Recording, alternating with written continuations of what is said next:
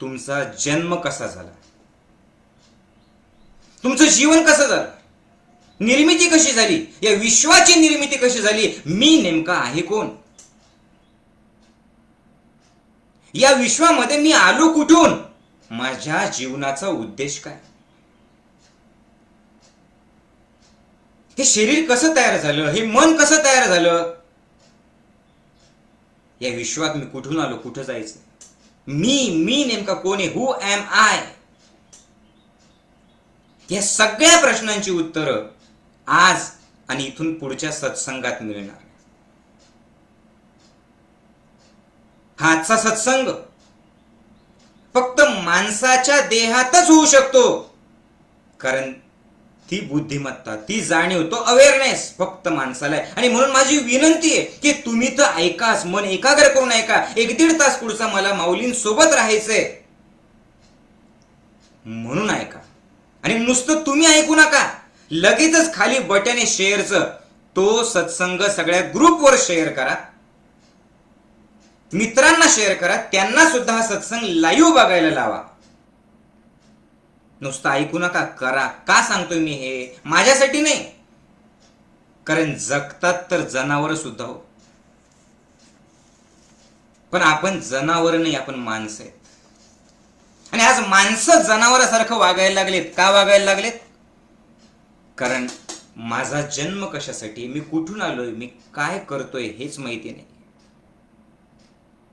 माणसाच्या जगण्याला क्वालिटी पाहिजे, आणि ही क्वालिटी जगण्याला कोण देतं? जाणीव देते. ही क्वालिटी स्वतः बद्दलची अनुभूती देत असते. ही क्वालिटी ज्ञान देत असते. ती अनुभूती, ते ज्ञान आणि ती जाणीव, या तीनही गोष्टी आजच्या सत्संगात तुम्हाला मिळणार आहे. आणि अजून एक महत्वाचं, शेअर तर तुम्ही कराच, मित्रांना तर फोन करून सांगाच लाईव्ह यायला, पण आजचा सत्संगाचा विषय थोडा किचकट आहे. अर्थात मी बोलताना मी तुम्हाला विश्वास देतो की तुम्हाला तो किचकट विषय किचकट वाटणार नाही. खूप गंमत करत, हसत खेळत स्वतःची जाणीव आपल्याला करून घ्यायची. पण त्याच्यासाठी जर तुमच्याकडे नसेल तर वही पेन सुद्धा सोबत ठेवा, म्हणजे तुम्हाला हा सत्संग अजून सहज जाईल. आणि त्याच्यामध्ये नोट सुद्धा काढा.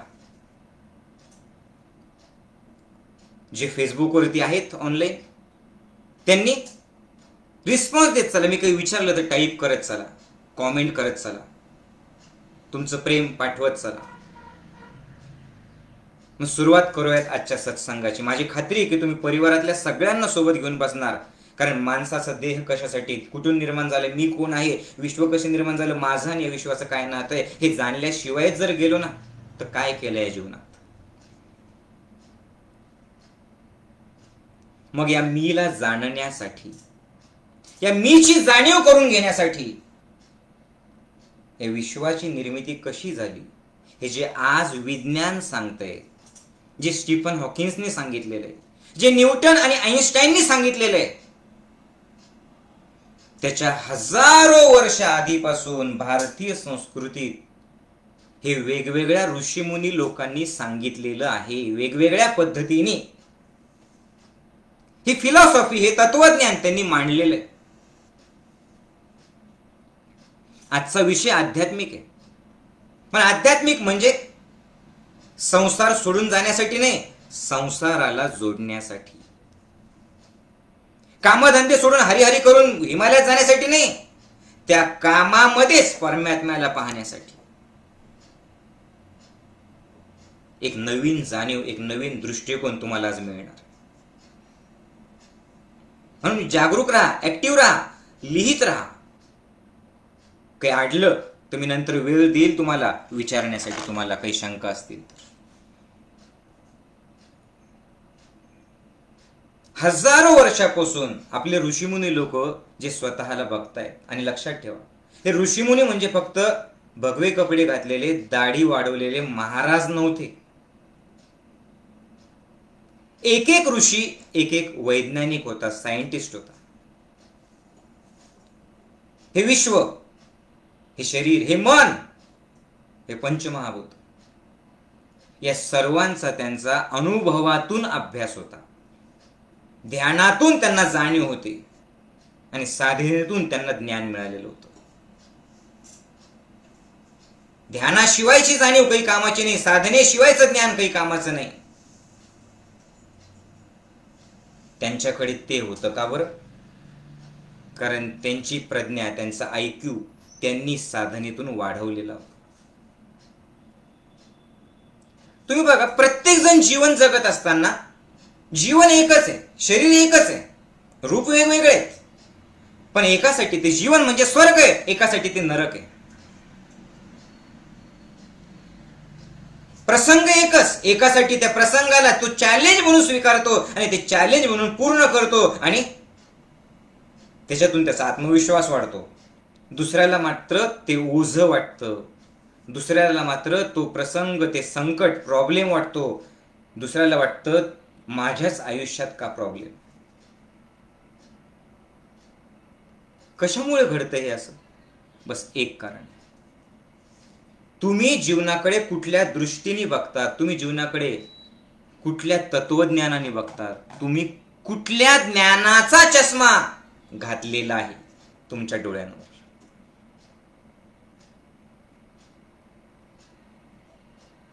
समजतंय? आणि हे खरं ज्ञान, हे सत्य ज्ञान, हे दिलेले भारतीय ऋषीमुनी लोकांनी. जीवनाकडे बघण्याचे 6 राजमार्ग, जीवनाकडे आणि स्वतःला जाणीव करून घ्यायची, जीवनाला आणि स्वतःला जाणण्याचे 6 राजमार्ग, त्यालाच भारतीय तत्वज्ञानाचं षडदर्शन असं म्हटलेलं आहे. षडदर्शन, 6 दर्शन आहेत. पाश्चिमात्य देशातल्या विचारवंतांनी सुद्धा दर्शने दिले.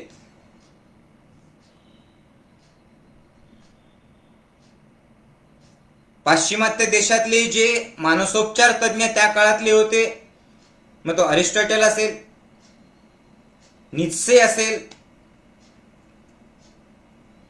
या सगळ्या जणांनी, किंवा फ्राईड असेल, यांनी स्वतःबद्दल, मनाबद्दल, विश्वाबद्दल बरंच काही सांगून ठेवलेलं आहे. पण पाश्चिमात्य देशातल्या तत्वज्ञानांनी दिलेलं तत्वज्ञान, त्यांची फिलॉसॉफी आणि भारतीय ऋषीमुनी लोकांनी दिलेली फिलॉसॉफी, आपलं तत्वज्ञान, हे पूर्ण वेगवेगळं आहे. आज जे संपूर्ण विश्वाचा, जगाचा ओढा भारतीय तत्वज्ञान शिकण्याकडे येतो का आहे? कारण भारतीय तत्वज्ञान स्वतःबद्दल आहे आणि पाश्चिमात्य तत्वज्ञान हे वस्तूंबद्दल आहे. मग हे जे तत्वज्ञान आहे, 6 तत्वज्ञान, 6 रस्ते जीवनाकडे बघण्याचे, हे जे 6 रस्ते आहे, हे जे षडदर्शन आहे, हे षडदर्शन कुठलं कुठलं आहे? सांख्य, नंबर 1 सांख्य, योग, न्याय, वैशेषिका, पूर्वमीमांसा आणि उत्तरमीमांसा. हे लक्षात ठेवा किंवा याचं टिपण काढा, लक्षात ठेवा. हे तुम्हाला पुढं पुढं कामाला येणार आहे. हे जे आज डिप्रेशनमध्ये लोक गेलेले आहेत, हे जे संकट आल्याच्या नंतर तुटून जातात लोक, एक गोष्ट मनाच्या विरुद्ध घडल्याच्या नंतर आत्महत्येचे विचार करतात, हे जे शारीरिक मानसिक रोग आलेले आहेत, हे कशामुळे? तर सांख्य, योग, न्याय, वैशेषिका, पूर्वमीमांसा आणि उत्तरमीमांसा हे शिकवलेलं नाहीये कुठल्या शाळा कॉलेजमध्ये, तिथं मिळालेले फक्त पुस्तकी ज्ञान. आणि म्हणून हे प्रॉब्लेम. काय काय सांगितलं मी? सांख्य, त्यानंतर योग, न्याय, वैशेषिका, पूर्वमीमांसा आणि उत्तरमीमांसा, या 6 गोष्टी, याला काय म्हणतात? षडदर्शन. आणि आज आपल्याला फक्त सांख्य या एकाच दर्शनाबाबतीत बघायचंय, कारण हेच खूप मोठं आहे. पुढच्या आठवड्यात आपण योगाविषयी बघूया, त्याच्या पुढच्या आठवड्यात न्याय वैशेषिकावरती बघूयात. त्याच्यामुळे ही सत्संगमाला एक 3-4 सत्संगापर्यंत चालणार आहे आणि जीवनाला बदलणार आहे. आणि मला गॅरंटी की हे तुम्ही फारसं कुठे ऐकलेलं नसेल, असं हे अगाध असीम तत्वज्ञान, हे दर्शन आज तुम्हाला होणार. सोबत आहात ना माझ्या? यस नो, माझ्याशी बोलत राहा. सगळ्यांनी तयार आहेत सगळे? Yes, very good. मग हे जे षडदर्शन आहे, हे षडदर्शन म्हणजे नेमकं काय? मुळात दर्शन किंवा ही जी फिलॉसॉफी, हे जे तत्वज्ञान आहे, हे तत्वज्ञान कशासाठी आहे?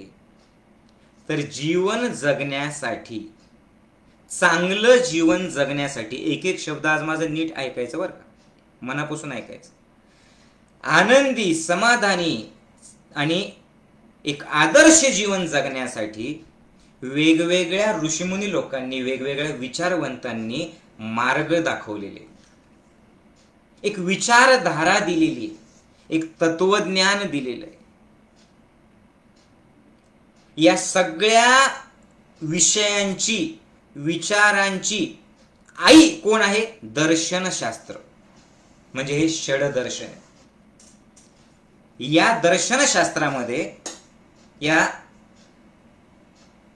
ज्या दोन पद्धती, दोन भाग आहेत, एक पाश्चिमात्य दर्शनशास्त्र आणि भारतीय दर्शनशास्त्र. दर्शनशास्त्र म्हणजे काय? फिलॉसॉफी इंग्लिशमध्ये. शुद्ध मराठीत काय म्हणत आपण त्याला? तत्वज्ञान. आता पाश्चिमात्य तत्वज्ञान आणि भारतीय तत्वज्ञान यात नेमका फरक काय आहे? मुळात दर्शन म्हणजे नेमकं काय आपण बघूयात. दर्शनाला पाश्चिमात्य लोकांनी काय म्हटलं? फिलॉसॉफी. आता फिलॉसॉफी या शब्दाची जर फोड केली तर त्याच्यात दोन शब्द आहेत. त्याच्यात दोन शब्दांपासून फिलॉसॉफी निर्माण झाली. पहिलं आहे फिलॉस आणि दुसरं आहे सोफिया.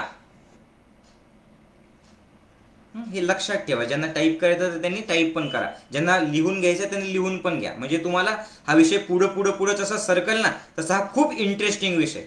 हे कसं आहे माहितीये का? एखाद्या त्या जादुई गुहेसारखं आहे हे ज्ञान. म्हणजे की सुरुवातीला असं वाटतं गुहेचं तोंड एवढंच आहे, पण जसं जसं तुम्ही मध्ये घेताल ना तुम्हाला असं वाटतं हे घेऊ का ते घेऊ का ते घेऊ का ते घेऊ. फक्त काय पाहिजे? जिज्ञासा पाहिजे, इच्छा पाहिजे. कशाची इच्छा? जीवनाला बदलण्याची. आणि ती तुमची आहे म्हणून तर तुम्ही ऐकताय. पण मी काय सांगतोय हे पूर्ण ऐका. आणि तुम्ही जे टिप्स काढत आहेत ते कशासाठी? तर तुमच्या ते लक्षात राहील. तर काय सांगितलं मी? फिलॉसॉफी, फिलॉस प्लस सोफिया, हे दोन शब्द आहेत. आता फिलॉस म्हणजे काय? फिलॉस म्हणजे लव, प्रेम. आणि सोफिया हाच एक सुफी नावाचा शब्द आहे बघा. सुफी संत तुम्ही ऐकलेले, बरोबर आहे? तर सुफी हा सोफियापासून तयार झालेला आहे. तर सोफियाचा अर्थ काय आहे दुसरा? त्याचा अर्थ आहे ज्ञान, नॉलेज. मग फिलॉसॉफी म्हणजे नेमकं काय? नीट ऐका. ज्यांचं ज्ञानावर प्रेम आहे, त्या ज्ञानाच्या प्रेमातून, ज्ञानावरती असलेल्या प्रेमातून ज्याचा जन्म झाला ते काय आहे? फिलॉसॉफी. ते काय आहे? तत्वज्ञान. समजते?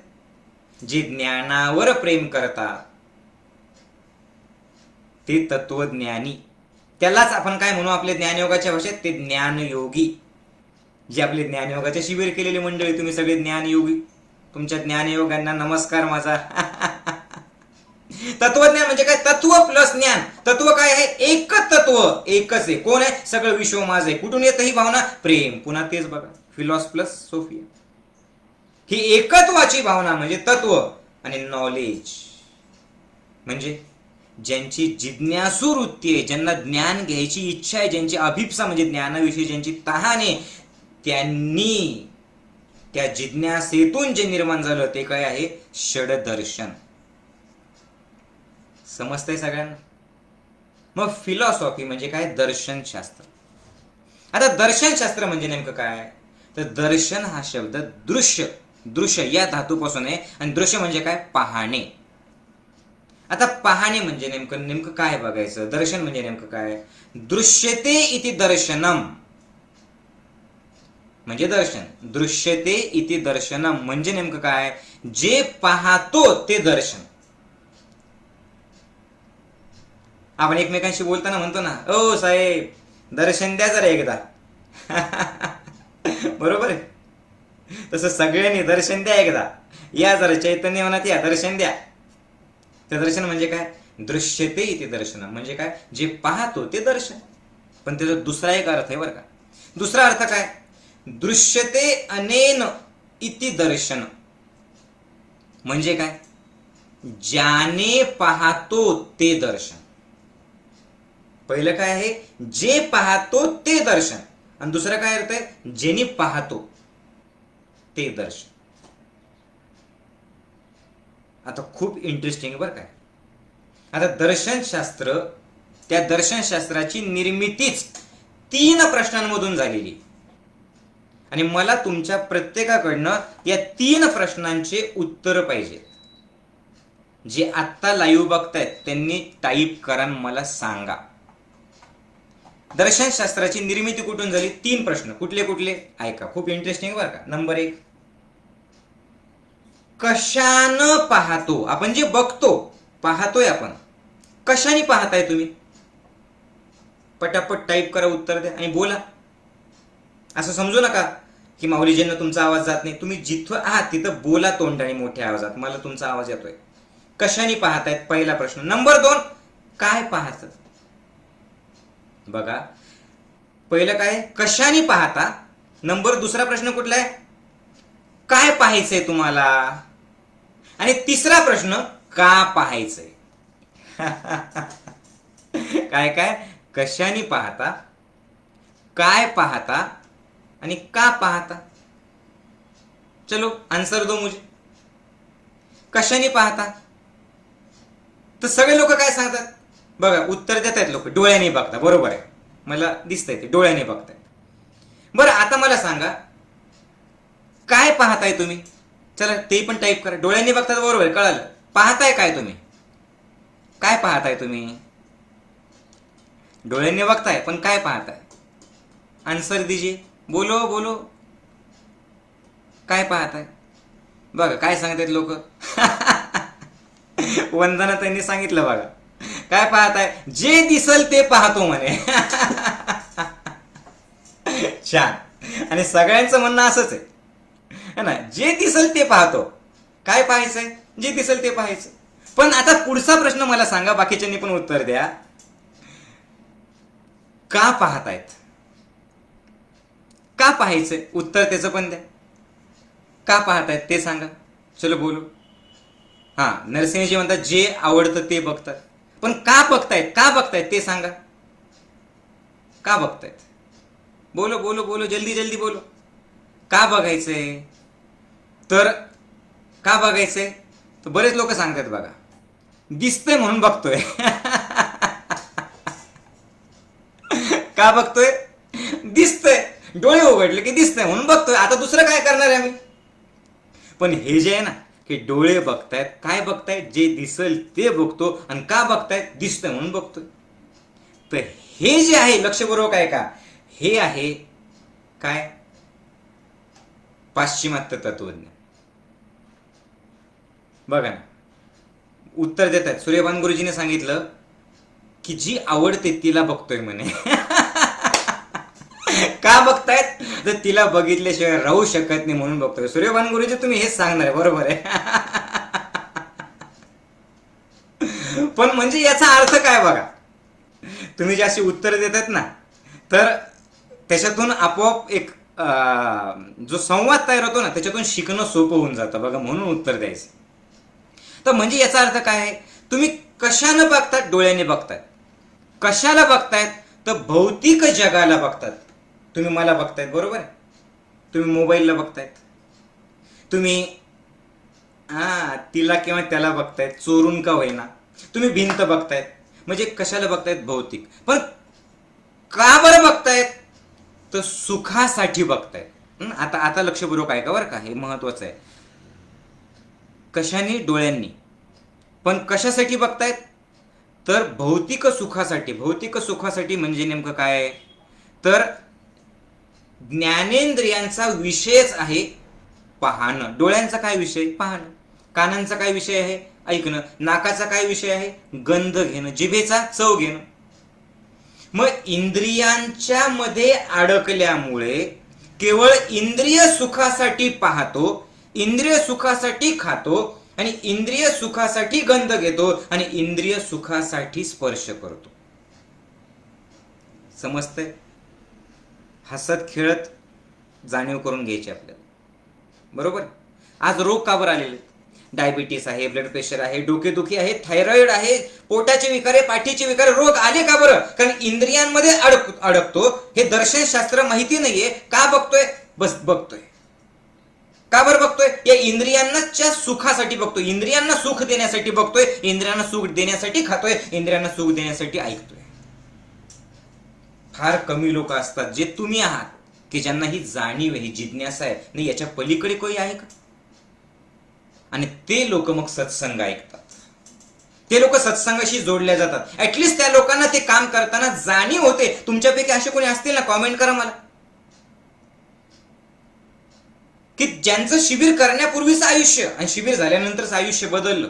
खाण्यावर कंट्रोल आला, मनावर कंट्रोल आला, बुद्धिमत्ता वापरायला लागले योग्य ठिकाणी, एकमेकांना स्वीकारायला लागले, आनंदी जीवन झालं. हे झालं काय काय झालं? टाईप करा. मग हे कशामुळे झालं? तर इंद्रिय सुखात न अडकणं म्हणजे नेमकं काय हे ज्ञानयोगातून आपल्याला कळलं. मी जे बोलतोय ते समजतंय? इंद्रिय सुख मिळावं आणि लक्षपूर्वक आहे का? तर हे कोण करतं असं की डोळ्यांनी बघायचं, इंद्रिय सुखासाठीच बघायचं, इंद्रियाला सुख मिळावं म्हणून बघायचं? हे कोण बघतं? सर्वसामान्य लोक. आणि म्हणून तुम्ही बघा, त्याच्या पाठीमागे खूप महत्वाचं कारण आहे. जोपर्यंत टीव्ही नव्हता, जोपर्यंत मोबाईल नव्हते, मला खरं खरं सांगा, तोपर्यंत आत्महत्येचं प्रमाण आणि रोगांचं प्रमाण कमी होतं की नव्हतं? बोला, हो नाही बोलत राहा. जे काहीच बोलत नाही ना, बोला, मला सांगा. कमी होतं, राईट. मानसिक रोगी कमी होते की नव्हते? होते. घटस्फोट, नात्यांमधले भांडणं कमी होते की नव्हते? होते. लोक एक 70-80 वर्षापूर्वी, 50 वर्षापूर्वी, आपल्या लहानपणी, हो आपण कुठे एवढी म्हातारी, तुम्ही असताल, आपण तर नाही हो. मग आपल्या लहानपणी, मला नीट ऐकायला उत्तर द्या, आपल्या लहानपणी लोक कारणाशिवाय आनंदी राहायचे की नाही राहायचे? Yes no? छोट्या छोट्या गोष्टीत त्यांना मोठा आनंद व्हायचा की नाही व्हायचा? Yes no? बरोबर. अगदी अहो, गावात कोणी पास होऊ द्या, गावात आनंद व्हायचा सगळ्या. अरे आठवा आपल्या वेळेस 8वीला पॅन्ट मिळालेली आपल्याला अगोदर, तो पण हाफ चड्डी होती आपली, पण ती 8वीला पॅन्ट मिळाल्याच्या नंतरचा आनंद, काय आनंद होता तो बघा. नव्हता असं? अरे साधी एक वॉटर बॅग घेतली, केवढा आनंद व्हायचा. आणि काय करायचं आपण, आपले खेळ सुद्धा कोणते होते? चक्का खेळायचो आपण, केवढा आनंद होता. विट्टी दांडू, आई बापाचा मार खाल्ला असेल त्यांनी केलेले, बरोबर, त्याच्यात आनंद होता. साहित्य काहीच नव्हतं बघा आपल्याकडे, खेळण्याचं साहित्य नाही, पण जे मिळालं ना त्याच्यात आपण साहित्य बनवून टाकायचो, ते खेळण्याचं साहित्य बनवायचो. मग काय, अरे साधं ताई सगळ्या चिपरी लंगडी घालत घालत या चौकोनातून त्या चौकोनात आनंद छोट्या छोट्या गोष्टीत मिळवायचो. चिंचा खायचो, चिंचोके खायचे, चिंचोके फोडायचे आणि चंपूल खेळायचो. खेळलेले छोट्या गोष्टीत आनंद, बरोबर. अरे साधं कुरघोडी वरती उड्या मारायची एकमेकांच्या अंगावर, हे होतं की नव्हतं मला सांगा? कुठे गेला होता आनंद? कारणाशिवायचा आनंद कुठे गेला? का मानसिक रोग येतात, का शारीरिक रोग येतात? एक कारण फक्त, कुठलं? या टीव्ही मुळे, या मोबाईल मुळे काय झालेलं आहे? मी पासून आपण गेलो दूर. सत्संगाची आवड नाही. खरं तर हे आज जे मी बोलतो हे तरुण मुलांनी ऐकलं पाहिजे. हा सत्संग तुम्ही अर्धवट नाही, पूर्ण ऐकला पाहिजे, स्वतःची जाणीव करून घ्यायला पाहिजे. पण ही जाणीव तरी कुठे? लोक मरतायत बिचारे, लोक दवाखान्यात गोळ्या घेत घेत आयुष्यभर जगतायत, पण त्यांना एवढं कळत नाही, अरे तुझ्या रोगांचे उत्तर तुला दवाखान्यात कधीच मिळणार नाही, तिथे मिळतील मरेपर्यंत गोळ्या. तुझ्या रोगांची उत्तर आहेत तुझ्या जाणीवेत, तुझ्या जगण्यात, तुझ्या बुद्धीत, तुझ्या जेवणात, तुझ्या आचरणात, तुझ्या समाधानात.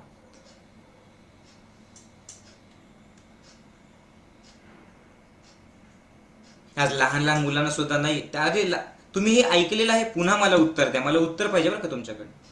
तुम्ही ऐकलेलं की 15, 16, 17, 18 वर्षाचे मुलं, तुम्ही ऐकलेलं असेल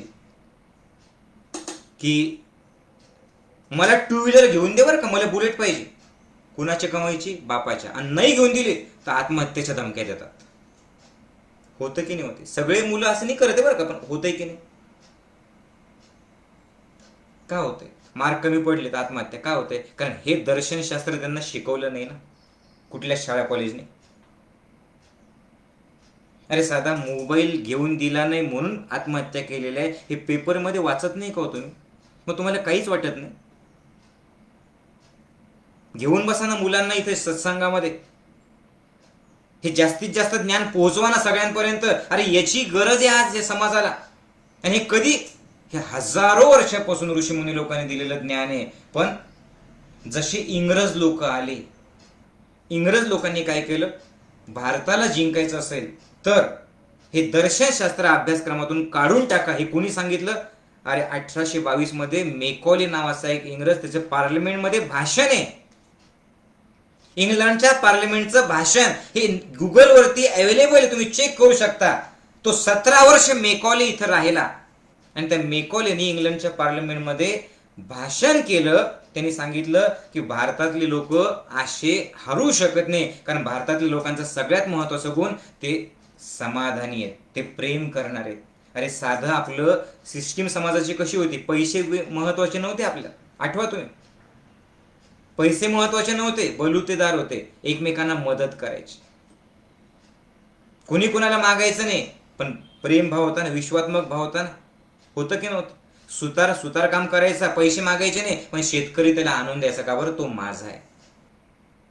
लोहाराचं काम करायचं, पण कुणी त्याला मागितलं जरी नाही तर त्याला ते आणून द्यायचे, का बरं? तो माझा आहे. एकमेकांविषयी रिस्पॉन्सिबिलिटी होती, जबाबदारी होती. आज असं आहे की तुमच्या समोर कोणी मरून पडलं ना तर तुम्ही त्याची सेल्फी घेतात, टाकतात, पण त्याला मदत करत नाही. हे कुणी केलेले? मेकॉले. त्या मेकॉलेचं भाषण, त्यांनी काय सांगितलं मेकॉलेने? त्यांनी सांगितलं भारताला जर हरवायचं असेल तर भारताची ही गुरुकुल पद्धती, हे जे मी आज तुम्हाला बोलतो ना, हे दर्शनशास्त्र अभ्यासक्रमातून काढून टाका आणि असा अभ्यासक्रम टाका की लोक पोरं फक्त गुलाम झाले पाहिजे, हमाल झाले पाहिजे, भिकारी झाले पाहिजे, ते फक्त जॉबच्या शोधात पडले पाहिजे. जॉब जर नाही भेटला तर त्यांना नैराश्य यायला पाहिजे. आणि इंग्रजांनी ते सुरू केलं आणि आम्ही आमच्या लेकरांना तेच देतो. मग त्या शिक्षणासोबत हे ज्ञानयोगाचं शिक्षण द्या ना. MBBS जरी केलं आणि MBA जरी केलं, तुम्ही बघा ना, नोकरी पाहिजे तुम्हाला, पैशासाठी करतायत, आणि पहिले तसं नव्हतं.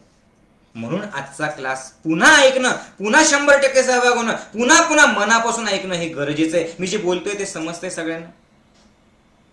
तर हे सर्वसामान्य लोकांचं जे तत्वज्ञान होतं ना, हे कुणाचं होतं? पाश्चिमात्य लोकांचं. पण भारतीय लोक त्याच्या पुढे गेलेले आहेत.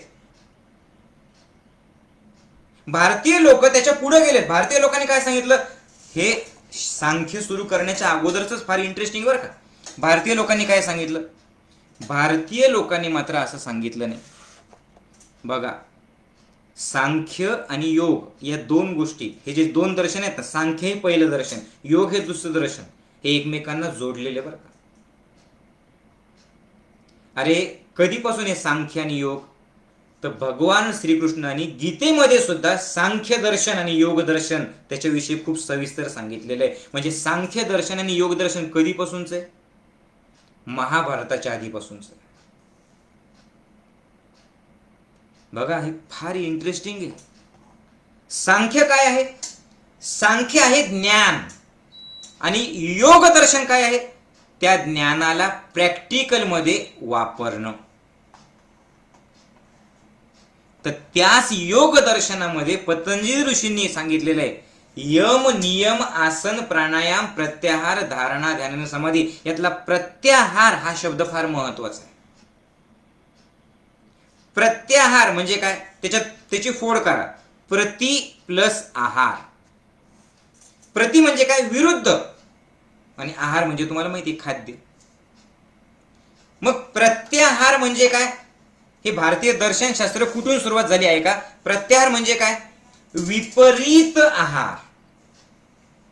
पाश्चिमात्य लोकांना हे माहिती नव्हतं, फ्राईडला, निश्चेला हे माहिती नव्हतं. जे आपल्या कपिल ऋषींना माहिती होतं, ज्यांनी सांख्यशास्त्र शोधून काढलं. ते आपल्या कणाद ऋषींना माहिती होतं, ज्यांनी अणूचा शोध लावला. अहो, ते आपल्या ज्ञानेश्वर माऊलींना माहिती होतं, ज्यांनी पसायदान जगासाठी लिहिलं. जगातल्या एका तरी विचारवंतांनी एवढ्या कमी वर्षात, सोडून द्या मरेपर्यंत, पसायदान लिहिलं का? आणि ते सुद्धा सगळ्यांना सोबत घेऊन, हे विश्वची माझे घर, आणि मागणं काय आहे?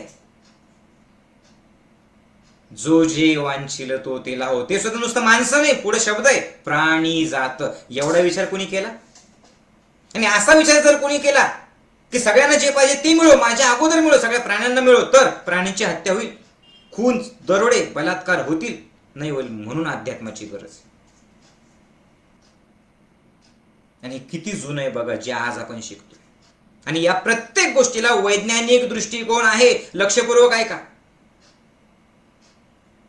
मग विपरीत आहार म्हणजे नेमकं काय? सुनो, प्रत्येक इंद्रियाला असं वाटतं की आपला आहार आहे बाहेर. डोळ्यांना बघायचं असतं बाहेर, कानांना ऐकायचं असतं बाहेरचं. म्हणून इंटरेस्ट का बरं आपल्याला? तुला म्हणून सांगते हो, तिला सांगू नको, लगेच सगळं हे सांग ना, सांग ना, सांग ना, काय झालं सांग ना. काय इंटरेस्ट आहे तुम्हाला एवढा? याला कारणच आहे की आपण फक्त बाहेर बघतो.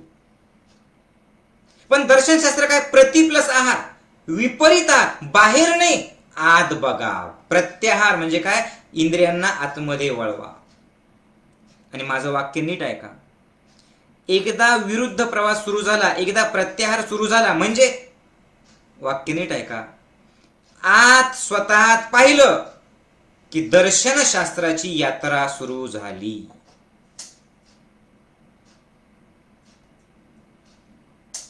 हा सत्संग नेमकं तेच काम करतं. आज स्वतःला पाहिलं की जीवन बदलायला सुरुवात झाली. का? जीवनाचा नियम आहे, जगाला बदलून जग बदलत नसतं, मी बदललो की जग बदलतं.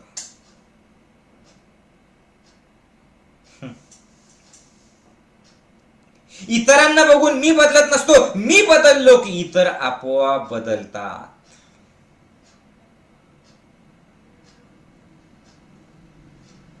जीवन आनंदात जगण्याचा प्रयत्न करून जीवन बदलत नसतं, मी आनंद स्वरूपाला ओळखलं की सगळं जीवन आनंदमय होऊन जातं. And प्रत्याहार is all about only me me me. And नुसतं मी नाही, इनसाइड मी, माझ्या आत. या आतल्या प्रवासाला यायला तयार आहात ना सगळे? यस? रेडी? यस. आता जसं तुम्ही आत बघितलं, आता पुढचा प्रश्न, मला जसं तुम्ही उत्तर दिलं ना, पुन्हा मला उत्तर पाहिजे. मी पुन्हा विचारतो की भारतीय दर्शनशास्त्र आत बघायला शिकवतं, मी बद्दलचं नॉलेज आहे. पाश्चिमात्य दर्शनशास्त्र वस्तूंना बघायला शिकवतं, ते वस्तूंबद्दलचं, मॅटर बद्दलचं, ते फक्त भौतिक गोष्टींबद्दलचं नॉलेज आहे. आता मला उत्तर पुन्हा तुमच्याकडनं पाहिजे. मी तुमचे उत्तर वाचतोय, लक्षपूर्वक ऐका. माझा प्रश्न ऐका, मला उत्तर द्या. आत का बघायचं? स्वतःला का बघायचं? स्वतःला का बदलायचं? मला याचं उत्तर द्या, पटापट उत्तर द्या. का बरं आतमध्ये बघायचं आहे? तुमचं उत्तर आलं की मी पुढे चालतो. भारतीय संस्कृती हजारो वर्षापासून, कृष्णाच्या अगोदरपासून, कपिल मुनी त्याच्या खूप अगोदर झालेले आहेत. मग मला सांगा की त्यांनी का सांगितलं असेल भारतीय सगळ्याच तत्वज्ञानातल्या तत्ववेत्यांनी की आत बघा? उत्तर द्या, मी वाचतोय, बोला. बरोबर, आत्मपरीक्षण. ओके, अजून अजून काय सांगितलं? स्वतःची जाणीव करून घ्यायची. बरोबर, कल्याणने सांगितलं. अजून स्वतःची जाणीव कशासाठी? स्वतःची जाणीव का करून घ्यायची? आत्मिक समाधान, गंगाधरजी सांगतायत. ओके, अजून अजून बरोबर आहे गंगाधरजी. अनुजाने सांगितलं आनंद पाहणं. मेघाताईंनी आत्मपरीक्षण, जाणून घेणं. काय जाणून घ्यायचंय? आनंदासाठी. संगीताताई सांगतायत स्वतःला आत्मज्ञान, जागृती. ओके ओके ओके, बरोबर लिहित आहेत. ऐका आता, आतमध्ये का बघायचं? इतकं इंटरेस्टिंग आहे ना. जसं ऐकतात ना, ऐकता ऐकता तुम्ही असं आनंद वाढत चालतो. आतमध्ये का बघायचं? तर शब्द तुम्ही ऐकलेला असेल, कुठला? पिंडी ते ब्रह्मांडी. ऐकलं तुम्ही हा शब्द? कुठला? लिहा, पिंडी ते ब्रह्मांडी. म्हणजे काय? म्हणजे या ब्रह्मांडात इकडे तिकडे भटकण्याची गरज नाही. स्वतःला जाणण्यासाठी, स्वतःला बदलण्यासाठी, स्वतःला चेंज करण्यासाठी इकडे तिकडे वेड्यासारखं भटकू नका. भटकून भटकून कुठेच पोहोचणार नाही. एक दिवशी मरताल आणि त्या दिवशी रडत रडत मरताल. का बरं? सगळ्या जगाला ओळखण्याचा प्रयत्न केला पण जग नाही ओळखता आलं. का बरं? कारण जग तुमच्या आत येऊ. पिंडी ते ब्रह्मांड म्हणजे काय? हे जे संपूर्ण विश्व आहे, हे सगळं विश्वातला कण आणि कण तुमच्या आत आहे. तुम्ही आणि विश्व एकच आहे. पिंडी ते ब्रह्मांड, जे तुमच्यात आहे तेच ब्रह्मांडात आहे आणि जे ब्रह्मांडात आहे तेच तुम्हाला आहे. मग जर स्वतःची जाणीव करून घ्यायची, ब्रह्मांडाची जाणीव करून घ्यायची, तर एवढ्या मोठ्या विश्वामध्ये, एवढ्या मोठ्या ब्रह्मांडात फिरण्याची गरज नाही. तुमच्या आत फिरा. का बरं? पिंडी ते ब्रह्मांड. अरे वैज्ञानिक दृष्टिकोन बघा ना, सायंटिफिकली जर बघितलं तर जे बाहेर आहे तेच तुमच्या आतमध्ये नाहीये का हो? तुम्ही सांगा. बाहेर बघा, ही माती, पृथ्वी, पृथ्वी तत्व आहे. तुमच्या आत पृथ्वी तत्व नाहीये. बाहेर लोखंड आहे, तुमच्या आतमध्ये लोखंड नाहीये, लोह नाहीये. डॉक्टर तुम्हाला सांगत नाही की लोहाची कमतरता आहे, आता खजूर खा, सांगत नाही. गुळ शेंगदाण्याचे लाडू खा, सांगत नाही. बाहेर पाणी आहे, तुमच्या आतमध्ये पाणी नाहीये. तुमचं शरीर पाण्यापासून तयार झालेलं नाहीये. बाहेर आकाश आहे, तुमचं अवकाश नाहीये. बाहेर अणू आहे, तुमचं शरीर अणूंपासून तयार झालेलं नाहीये. मग कशासाठी बाहेर शोधतायत? का बाहेर शोधतायत? काय शोधतायत? काय मिळालं आजपर्यंत? म्हणून हे पहा आतमध्ये. या पिंड, पिंड म्हणजे काय? शरीर. ब्रह्मांड म्हणजे काय? हे बाहेरचं विश्व. ते बाहेर भटकण्याची गरज नाही, सगळं मी मध्ये.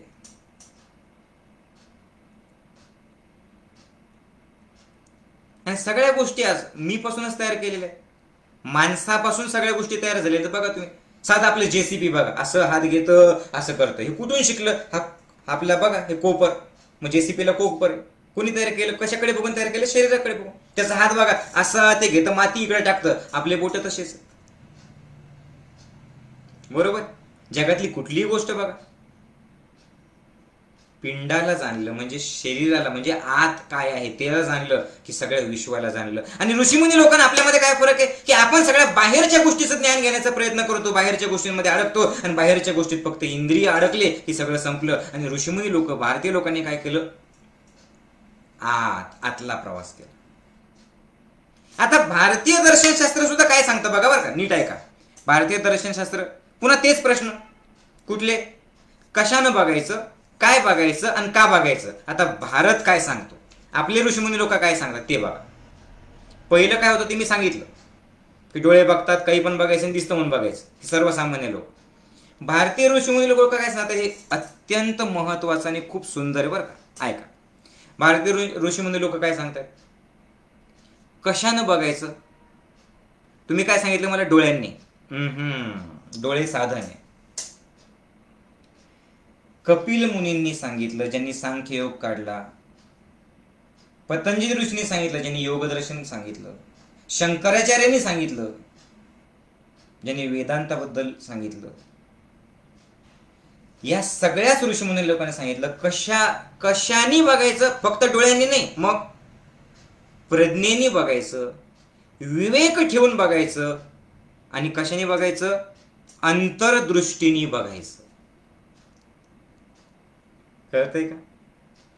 प्रज्ञा, विवेक, अंतर्दृष्टी, त्यांनी बघायचं. तसं येलो कलरचा चष्मा घातला तर येलोच दिसेल आणि ब्लॅक कलरचा घातला तर ब्लॅक दिसेल.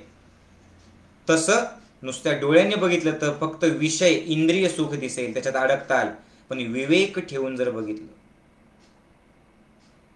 प्रज्ञा ठेवून, जाणीव ठेवून, जागरूकता ठेवून जर बघितलं तर तुम्ही आत अंतर्दृष्टीकोन बघू शकता. कशाने बघायचं? अंतर्दृष्टीने. भारत काय सांगतो? का बघायचं? तुम्हाला काय वाटतं? आता तुम्ही मला सांगा, अंतर्दृष्टीने का बघायचं? चलो बोलो, आपको क्या लगता है, अंतर्दृष्टीने का बघायचं? उत्तर द्या मला. विवेक दृष्टी.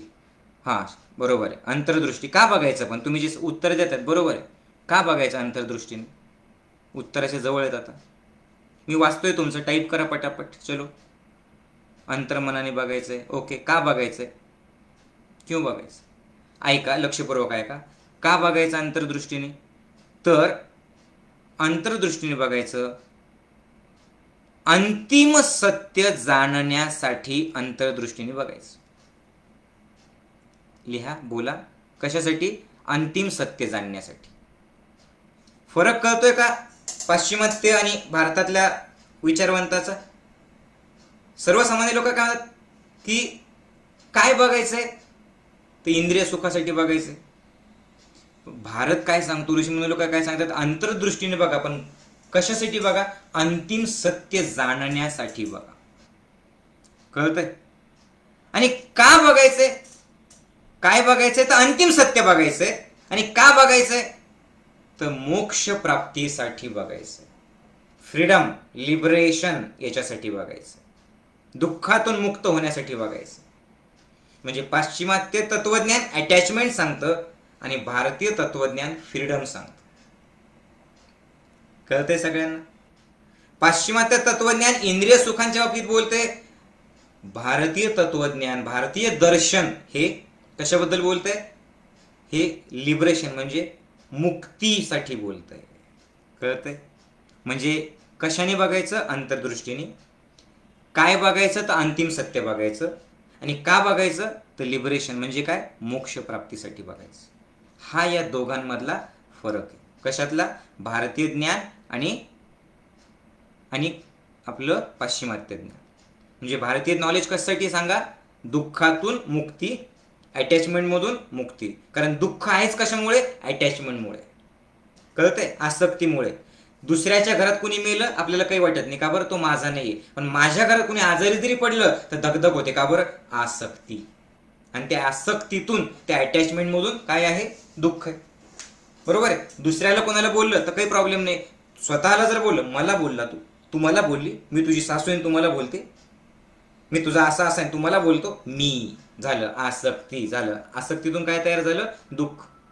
आणि हे जे सांगितलं ना, गंमत बघा, सगळ्या ऋषीमुनी लोकांनी वेगवेगळ्या पद्धतीने हेच सांगितलं. अहो, गौतम बुद्धांनी सुद्धा हेच तत्वज्ञान सांगितलेलं आहे. गौतम बुद्धांनी सुद्धा काय सांगितलं? त्यांनी सांगितलं की जगात दुःख आहे. दुसरं काय सांगितलं? दुःखाचं कारण आहे. पण तिसरं काय सांगितलं?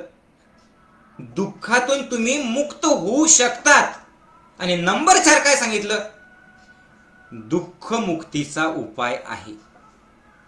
ज्याला गौतम बुद्धांचे 4 सत्य म्हणतो बघा आपण.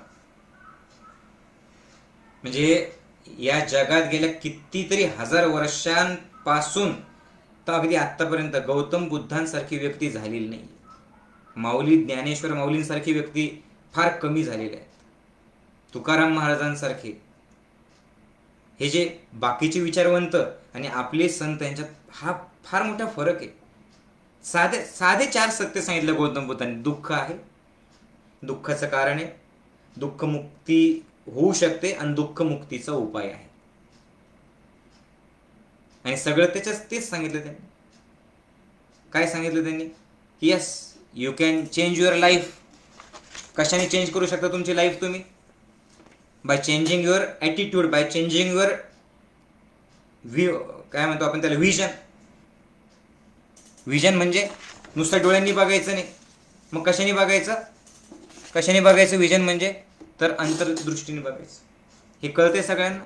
आणि का बघायचं तसं? कारण मला सांगा, ह्या जगाला जर तुम्ही बघत राहिले, ऐकत आहात सगळे, या जगाला जर बघत राहिले, हे जग सगळं बदलतंय, प्रत्येक क्षणाला बदलतंय. तुमचं वजन पहिले कमी होतं, आता बदललं, चेंज झालं. तुमचं वय पहिले कमी होतं, आता वाढलंय, चेंज झालंय. तुमचा चेहरा पहिले कसा होता बघा, आता चेंज झालाय. बरोबर? ज्या घरात तुम्ही राहताय त्या घरात तिथं पहिले घर नव्हतं, ती जागा होती, काहीतरी पडीक जागा होती, त्याच्या अगोदर दुसरं काहीतरी महाल असेल. आज तुमचं घर आहे, उद्या तुमचं घर नसणार आहे. म्हणजे जग जे आहे, बाह्य जग जे आहे ते बदलतंय. मग तुम्ही मला सांगा, माझा प्रश्न नीट ऐका आणि समजून घ्या. जे सारखं सारखं बदलतंय, जे जग बदलतंय, ते बदलणारं जग, ते परिवर्तनशील जग तुम्हाला शाश्वत समाधान आणि सुख देऊ शकेल? नाही देऊ शकणार. मग सुख कुठे? तुमच्या आत आहे. कसं काय? मला सांगा. एखादी वस्तू घेतली, तुम्हाला छान वाटलं, पण छान वाटलं कुठं? तुमच्या आत. तुम्ही अडकलात वस्तूंमध्ये. कोणीतरी बोललं, तुम्हाला आनंद झाला, आनंद कुठे? तुमच्या आत. पण तुम्ही कुठे अडकलात? कुणाच्या तरी बोलण्यामध्ये अडकलात. प्रेम आहे तुमचं, प्रेम आहे, बरोबर आहे. प्रेम कुठे आहे? तुमच्या आत. पण तुम्ही ते प्रेम कुणावरती अडकवलं? समोरच्यावरती, बरोबर. एकत्व तुमच्या आत आहे, समाधान तुमच्या आत आहे. मग भारतीय दर्शन काय आहे? षडदर्शन काय आहे? तर या षडदर्शनाला म्हणजे काय आहे? त्याचा उद्देश स्वतःत बघणं. आता आपण सुरुवात करतोय, लक्षपूर्वक ऐका. या षडदर्शनाचे 2 पार्ट आहेत, 2 भाग आहेत. तुम्ही लिहित चला. तुम्ही असताल, समजा वही पेन घेऊन असताल तर 1 2 3 4 असे 4 पार्ट करा, म्हणजे तुम्हाला कळेल. तर ते 4 पार्टमध्ये पहिल्या 2 पार्टमध्ये काय आहे वरती तुम्ही लिहा, म्हणजे तुमच्या लक्षात येईल. 2 पार्ट आहेत, 2 भाग आहेत आपल्या भारतीय दर्शनाचे. एक आहे आस्तिक आणि दुसरं आहे नास्तिक. एक आस्तिक आणि दुसरं नास्तिक. आणि पुढच्या 2 मध्ये लिहा, एक ईश्वरवादी आणि दुसरं निरीश्वरवादी, निरईश्वरवादी. आस्तिक नास्तिक, एक ईश्वरवादी आणि निरीश्वरवादी. म्हणजे काय तुम्हाला सांगतो. आस्तिक म्हणजे काय? तर हे दर्शन ज्यांनी दिलं, दर्शन म्हणजे काय? तत्वज्ञान ज्यांनी दिलं ते जे वेगवेगळे ऋषीमुनी लोक आहेत.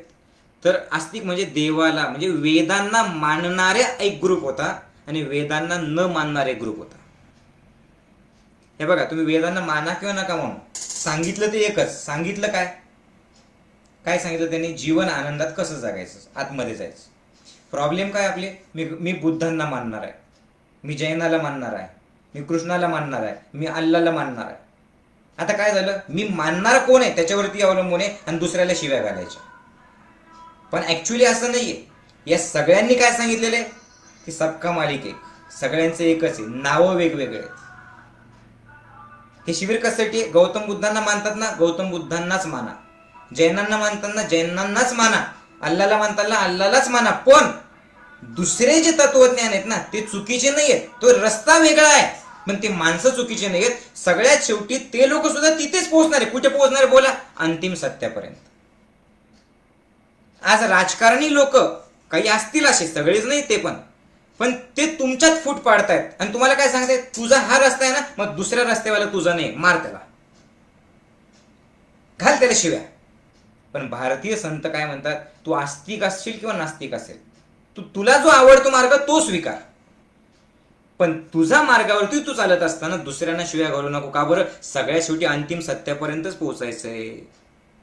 मग आस्तिक आणि नास्तिक दर्शनशास्त्रात म्हणजे वेदांना मानणार आणि वेदांना न मानणार. पण ईश्वरवादी आणि निरीश्वरवादी म्हणजे काय? तर काही काही शास्त्र असे होते की ते वेदांना तर मानायचे पण देव आहे हे नाही मानायचे. कळतंय का? आणि काही काही लोक वेदांना नाही मानायचे पण देव आहे हे मानायचे, जे नास्तिक आहेत. नास्तिक म्हणजे कोण? वेदांना नाही मानत पण देवाला मानतात. आणि काही काही लोक वेदांना मानतात पण देवाला मानत नाही. आणि एक ऐका गंमत, हे सगळे जे वेगवेगळे आस्तिक आणि नास्तिक होते ना, हे सगळे एकत्र राहायचे बरं का, एकमेकांवरती प्रेम करायचे ते. आज तुम्ही बघा, आज देवाला मानणारे जे देवाला मानत नाही त्यांना शिव्या घालतात आणि जे देवाला मानत नाही ते देवाला मानणाऱ्याला मूर्खात काढतात. आणि त्यांचं आयुष्य कशात जातं? अंतिम सत्याचं राहिलं बोंबलत, बाकीच्या ठिकाणी एकमेकाला दोष देण्यातच त्यांचं आयुष्य जातं, फार एकमेकांचे खून करण्यापर्यंत. का बरं? रस्ता महत्वाचा. आणि हे सगळे लोक एकत्र राहायचे का बरं? त्यांना माहित होतं तो त्याचा रस्ता आहे, हा माझा रस्ता आहे, दोघांनी रस्ते वेगवेगळे, ठीक आहे, पण आम्हाला जायचं कुठे? अंतिम सत्य. मग आस्तिक दर्शन कुठले कुठले? आस्तिक दर्शनामध्ये 6 आहेत. कुठले कुठले? सांख्य, योग, न्याय, वैशेषिका, पूर्वमीमांसा आणि उत्तरमीमांसा. नास्तिक दर्शन जे वेदांना मानत नाही त्याच्यात काय काय आहे? जैन दर्शन जे वेदांना मानत नाही, बौद्ध दर्शन जे वेदांना मानत नाही, आणि चार्वाक दर्शन. बृहस्पती ऋषींनी ते लिहिलेले चार्वाक दर्शन. कळालं? पण इकडं ईश्वरवादी आणि निरीश्वरवादी त्याच्यात काय आहे? म्हणजे जे आस्तिक आहे पण ईश्वराला मानतात असं काय काय आहे? योग, न्याय, वैशेषिका आणि उत्तरमीमांसा. हे 4 ईश्वराला मानणारे. योग, न्याय, वैशेषिका आणि उत्तरमीमांसा. जे आस्तिक आहेत वेदांना मानतात पण ईश्वर नाही असं मानतात, ते 2 दर्शन कुठले आहेत? ते 2 मार्ग कुठले आहेत? ते 2 रस्ते कुठले आहेत? एक आहे सांख्य आणि दुसरं आहे पूर्वमीमांसा. प्लस याच्यातच कुठले कुठले जैन दर्शन, बौद्ध दर्शन आणि चारवाक दर्शन हे पण त्याच्यातच. तर आज जे आपण सांख्याबद्दल बोलणार आहे, सांख्य कपिल मुनींनी काढलेलं, ते कसं आहे, ते आस्तिक आहे. ते वेदांना मानतं पण देवाला मानत नाही. पण त्याचा उद्देश सुद्धा काय आहे, अंतिम दर्शन, अंतिम सत्य. आणि हेच जे कपिल मुनींनी सांगितलं ना, आज स्टीफन हॉकिन्सनी, आज आईन्स्टाईननी, आज न्यूटननी तेच सांगितलेलं. मग आता आपण सुरुवात करूयात सांख्यबद्दल. सांख्य हे सगळ्यात प्राचीन तत्वज्ञान आहे. सांख्य तत्वज्ञान हे सगळ्यात प्राचीन तत्वज्ञान आहे. कपिल मुनींनी ते लिहिलेलं होतं, ते काढलेलं होतं. पण कपिल मुनींचं काही शिल्लक नाही आहे. मग कपिल मुनींनी जे सांगितलं होतं ते पुढे एकत्र केलं, एका ठिकाणी केलं. आणि सांख्य तत्वज्ञान मी अगोदर सांगितलं, महाभारतात खूप ठिकाणी उल्लेख आहे, गीतेत सुद्धा त्याचा उल्लेख आहे, म्हणजे हे त्याच्यापेक्षा खूप जुनं आहे. मग ईश्वर कृष्ण नावाचे एक ऋषी होऊन गेलेत, एक विचारवंत होऊन गेले. त्यांनी सांख्यकारिका याची रचना केली, सांख्यकारिका. आणि आजचं सांख्य दर्शन त्या सांख्यकारिकेवरती अवलंबून आहे.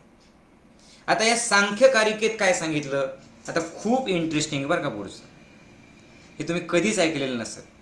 सांख्यकारिकेत काय सांगितलं, सांख्य म्हणजे काय, संख्या. तर सांख्यकारिकेत काय आहे, त्यांनी सांगितलं की हे भारतीय तत्वज्ञान 25 तत्वांवर आधारलेलं आहे. 25 दर्शने, 25 संख्या. संख्याचा दुसरा अर्थ काय, सम्यक ज्ञान. समजतंय, सम्यक ज्ञान किंवा संख्याचा अर्थ काय, संख्या. मग आता इथून पुढचा पार्ट सगळ्यात महत्वाचा आहे की विश्वाची निर्मिती कशी झाली, तुमचं शरीर कसं निर्माण झालं, तुमचं मन कसं निर्माण झालं आणि कुणी केलं. आणि हे इतकं इंटरेस्टिंग आहे की गौतम बुद्ध जे सांगतायत वेगळ्या पद्धतीने सांगतायत, पण हेच सांगतात, तुम्हाला मान्य असो किंवा नसो. भगवान महावीर हेच सांगतायत, फक्त रस्ता वेगळा आहे. अहो एवढंच नाही, आपल्या हिंदू धर्मात जे ब्रह्मा विष्णू महेश आहे ते हेच आहे, पण ते वेगळ्या पद्धतीने. प्रॉब्लेम आपला आहे की त्या मूर्तीत आपण अडकलो, कळालं का, त्या मूर्तीत अडकलो. आणि त्याच्यात पुन्हा काय केलं, यांनी पूजा करायची आणि त्यांनी देवाला हात नाही लावायचा, याच्यामुळे हे सगळं बदनाम झालेलं आहे. पण मूळ जे हे जे लोक होते ना, हे यांच्यात भांडणं नव्हते. आता ही निर्मिती कशी झाली, तर त्यांनी 2 गोष्टींना मानलेलं आहे. ऐका बरं का, हे फार फार फार फार फारच इंटरेस्टिंग आहे. आणि फार म्हणजे फार खूपच असं जिज्ञासू वृत्ती असेल ना तर खूप इंटरेस्ट तुम्हाला येईल. 2 गोष्टींना यांनी मानलं. कशा कशाला मानलं, तर पहिलं त्यांनी मानलं की 2 गोष्टी होत्या या जगात पहिल्यापासून, आणि त्या 2 गोष्टीतून निर्मिती झाली या विश्वाची. एक आहे, लिहा तुम्ही, ज्यांना लिहायचं असेल, नोट्स काढायचे असेल त्यांनी लिहा, जे फेसबुकवरती बघतायत त्यांनी फेसबुकवरती लिहा.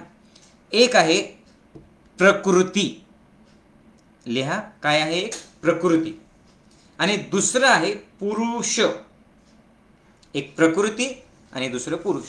आता प्रकृती म्हणजे काय आणि पुरुष म्हणजे काय मी तुम्हाला सांगणार. तर काय सांगितलं सांख्य दर्शनामध्ये, प्रकृती आणि पुरुष या दोघांच्या संयोगाने ही सृष्टी तयार झालेली आहे. कशा कशातून, प्रकृती आणि पुरुष या दोघांच्या एकत्र येण्यातून हे विश्व तयार झालं. आता मी सगळ्या गोष्टी अशा लिंक करणार आहे की तुम्हाला ते बरोबर कळेल बरं का. सायन्सवाली मंडळी ऐका, हे फार महत्वाचं आहे. आता सांख्य दर्शन कधी झालेले सांगा मला, हजारो वर्षापूर्वी.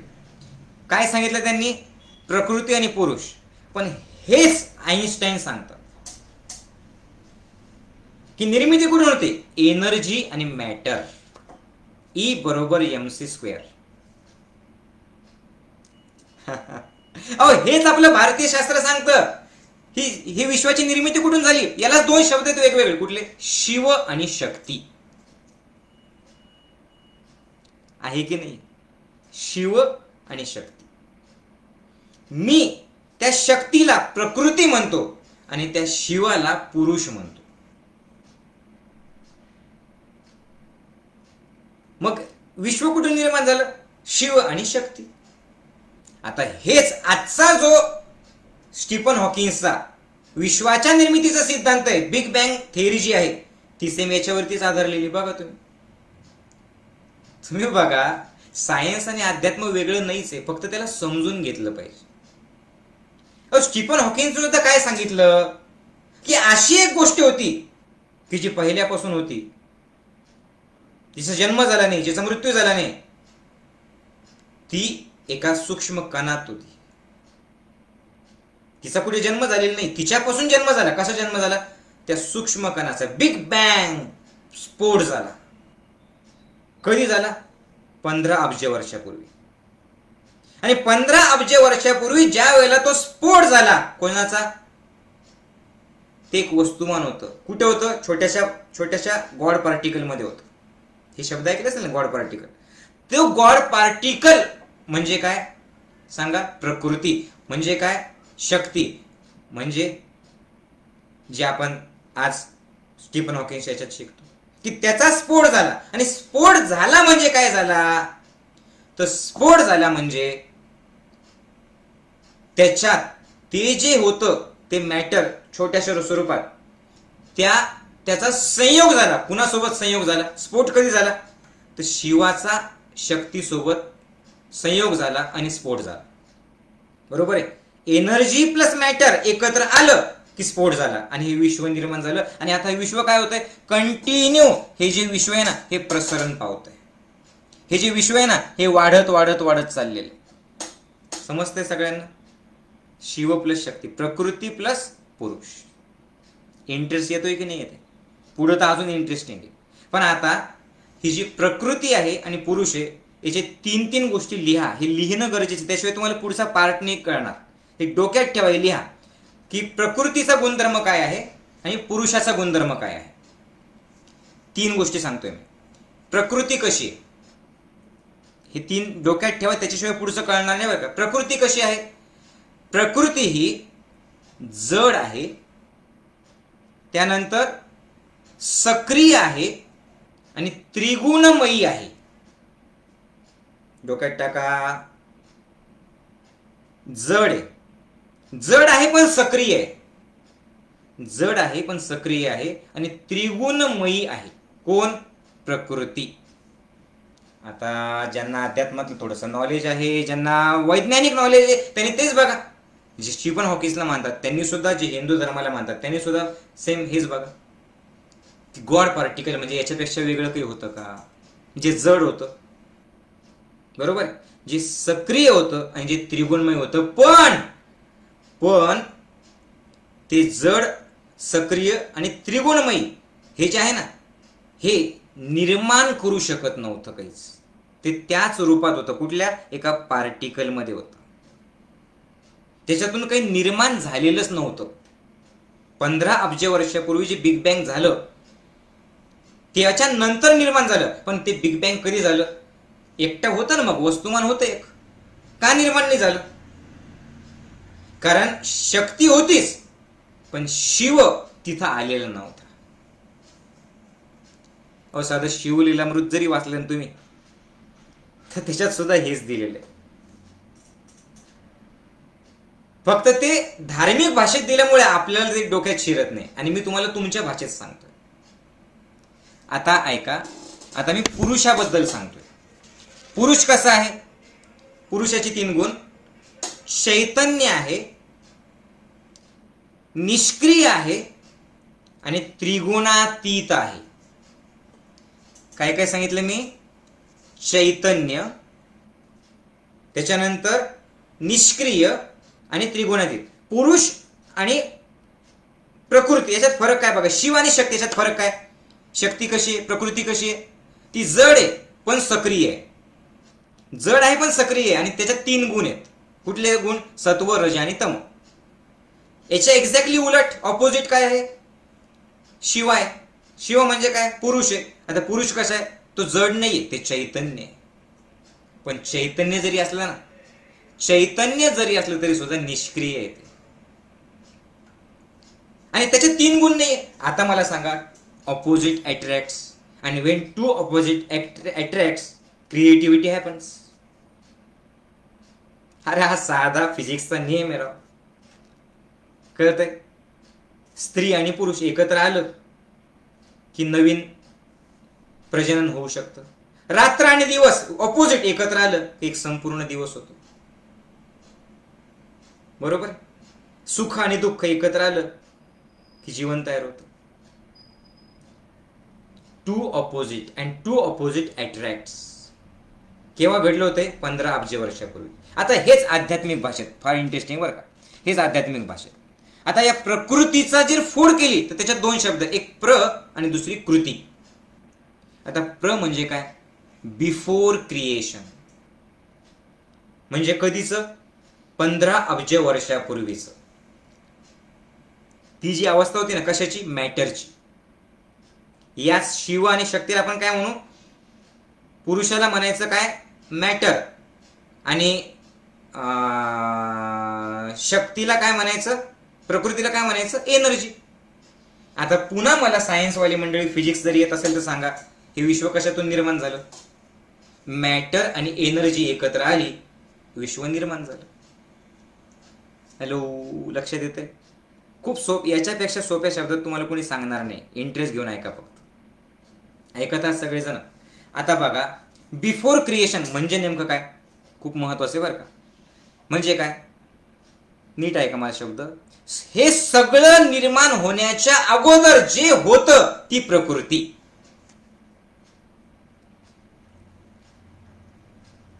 प्रकृती म्हणजे काय? पॉसिबिलिटी, शक्यता. ते सगळं करू शकत होतं पण त्यांनी निर्माण केलेलं नव्हतं अजून. ऐका, सगळं करू शकत होतं. जेव्हा काहीच नव्हतं ना तेव्हा ते काहीतरी होतं. तुम्ही ते सुफी गाणं ऐकलं असेल बघा. याच्यानंतर आता ते गाणं तुम्हाला कळेल. आपल्या AR रहमानी म्युझिक दिलेले बघा. फायाकुम फायाकुम फायाकुम, जब कुछ नहीं था तब तू था, असं ते गाणं आहे. तुम्ही ऐका. आता तुम्हाला ते फायाकुम ते गाणं तुम्हाला आता छान वाटेल. तर ते जे आहे ना फायाकुम म्हणजे काय? जेव्हा काहीच नव्हतं तेव्हा ते होतं. आणि त्या काहीच नाही हे जे आहे ना, काहीच नाही. फॉर एक्झाम्पल बघा, तुम्ही झोपला. बघा बरं का, तुम्ही झोपला. आता झोपल्याच्या नंतर काय होतं? तुम्ही असं म्हणतात, अरे मला आज इतकी छान झोप लागली ना. आता मला सांगा, तुम्ही तर झोपलेले होते ना, मग तुम्ही झोपल्याच्या नंतर तुम्हाला छान झोप लागली हे तुम्हाला कसं काय कळालं? सोचो. तुम्ही जे झोपलेले होतात, तुम्ही झोपल्याच्या नंतर तुम्हाला छान झोप लागली हे कळालं कसं काय तुम्हाला? म्हणजे तुमच्या आतमध्ये असं काहीतरी आहे की सगळं झोपल्याच्या नंतर सुद्धा ते जागी राहतं. आणि ते जे जागी राहतं ते काहीतरी जे आहे ना, काहीतरी, की सगळं झोपतं पण तो जागी राहतो. ते काहीतरी कधीपासून होतं? पहिल्यापासून. कधीपर्यंत राहणार आहे? अनंत. किती आहे ते? असीम. असीम, अनंत, अनादि, आगाध. त्यालाच आपण काय म्हणतो? देव. फक्त आपण त्याला एका रूपात, एका मूर्तीत बांधलं. तर काही लोक काय करतात, सायन्सवाले काय म्हणतात की ते देवबिव काही नाही, ती एनर्जी. आणि त्यालाच ईश्वराला मानणारे लोक काय म्हणतात, अरे एनर्जी आहे पण एनर्जीला आम्ही रूप दिलं. तेच मुस्लिम लोक त्याला काय म्हणतील? अल्लाह म्हणतील. बरोबर आहे? सगळे एक. भांडण करू नका. ज्याला मानायचं त्याला माना, पण सगळे एक, एवढं लक्षात ठेवा. समजतंय? आता भारतीय तत्वज्ञान बघा कसं होतं. अहो 20व्या शतकापर्यंत न्यूटन काय सांगत होता? लॉ ऑफ इनर्शी आठवा. त्या 20व्या शतकापर्यंत न्यूटननी जे सांगितलं त्याला खरं मानायचे. नंतर 20व्या शतकात आईन्स्टाईननी त्याला खोटं ठरवलं. हे सगळं नंतर झालं. तुम्ही बघा, म्हणजे विज्ञानाचा नियम काय आहे? न्यूटननी सांगितलेला होता. काय नियम आहे? की जे जिथे नाहीच तिथून ते निर्माण होऊ शकत नाही. अवघड पण समजून घ्या. जे जिथं नाहीये तिथून ते निर्माण होऊ शकत नाही.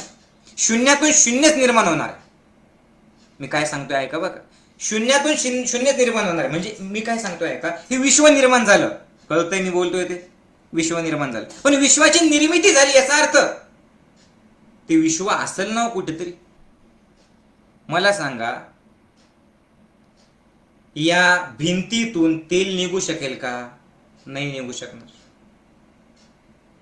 या कपड्यातून दूध निघू शकेल का? नाही निघू शकणार. तेल शेंगदाण्यातून निघेल, तेल तिळातून निघेल, कारण त्याच्यात ते ऑलरेडी आहे, फक्त दिसत नाही. मग विज्ञान हेच सांगतं की जर असेल तरच निर्माण होईल. पहिले होतं, कुठल्या ना कुठल्या रूपात होतं, त्याला काय म्हणतो आपण? एनर्जी, प्रकृती किंवा शक्ती. आणि त्या एनर्जी, प्रकृती, शक्तीला प्रगट करण्यासाठी पुरुष म्हणजे शिव म्हणजे मॅटर. आणि जेव्हा पुरुष शिव मॅटर किंवा एनर्जी प्रकृती एकत्र आली की विश्व निर्माण होतं. तर काय सांगतो तुम्ही? हे किचकट आहे पण समजून घ्या. नथिंग मधून नथिंगच निर्माण होतं, म्हणजे जे काहीच नाही ना त्याच्यातून काहीच निर्माण होणार नाही. बट समथिंग मधून समथिंग निर्माण होऊ शकतं. समथिंग कॅन, इकडे ऐका बरं का, nothing can create nothing, but something can create something. जे काहीच नाही त्याच्यातून काहीच निर्माण होत नाही, पण जे काहीतरी आहे ना त्याच्यातून काहीतरी निर्माण होतं. मग ते जे काहीतरी आहे, नीट व्यवस्थित आहे का, ते जे काहीतरी आहे कधीपासून? पहिल्यापासून होतं, अगोदरपासून आहे, अनंतापर्यंत राहणार आहे. ते किती आहे? इन्फानाइट आहे, असीम आहे. ते काहीतरी जे आहे त्याला काय म्हणतात? बोला पटकन सांगा. प्रकृती. कळालं प्रकृतीचा अर्थ? त्यालाच दुसरा शब्द काय वापरला मी? शक्ती. त्याला आपण रूप काय दिलेले? आदिशक्ती. कुणाला म्हणतो आपण आदिशक्ती? कुणाला म्हणतो? बोला. पार्वती. बरोबर आहे. आणि पार्वती एकटी नाही, पार्वती सोबत कोण आहे? शिवा. तर शिवा कोण आहे? पुरुष. शिवा कोण आहे? मॅटर. कळतंय का? शिवा कोण आहे? मॅटर, पुरुष किंवा दुसरं काय सांगितलं मी त्याला? प्रकृती, मॅटर. कशासाठी येते प्रकृती आणि मॅटर? नुसती पार्वती, नुसता शिवा नाही.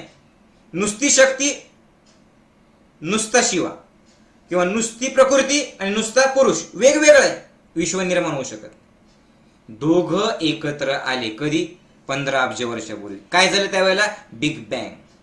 कोणी सांगितलं? स्टीफन हॉकिन्सने. पण हे सगळं कधी सांगितलं होतं? कपिल मुनींनी. कधी? हजारो वर्षापूर्वी. कसं काय सांगितलं? जाणीवेतून. कळतंय? मग ते जे काहीतरी होतं त्याला काय म्हणतो? God particle. त्याच्यातून हे तयार झालं, सगळं विश्व याच्यातून निर्माण झालं. नीट ऐका, एक श्लोक आहे. ना सतो विद्यते भावो, ना भावो विद्यते सतः. म्हणजे काय? जे जिथे नाही तिथून ते निर्माण होऊ शकत नाही.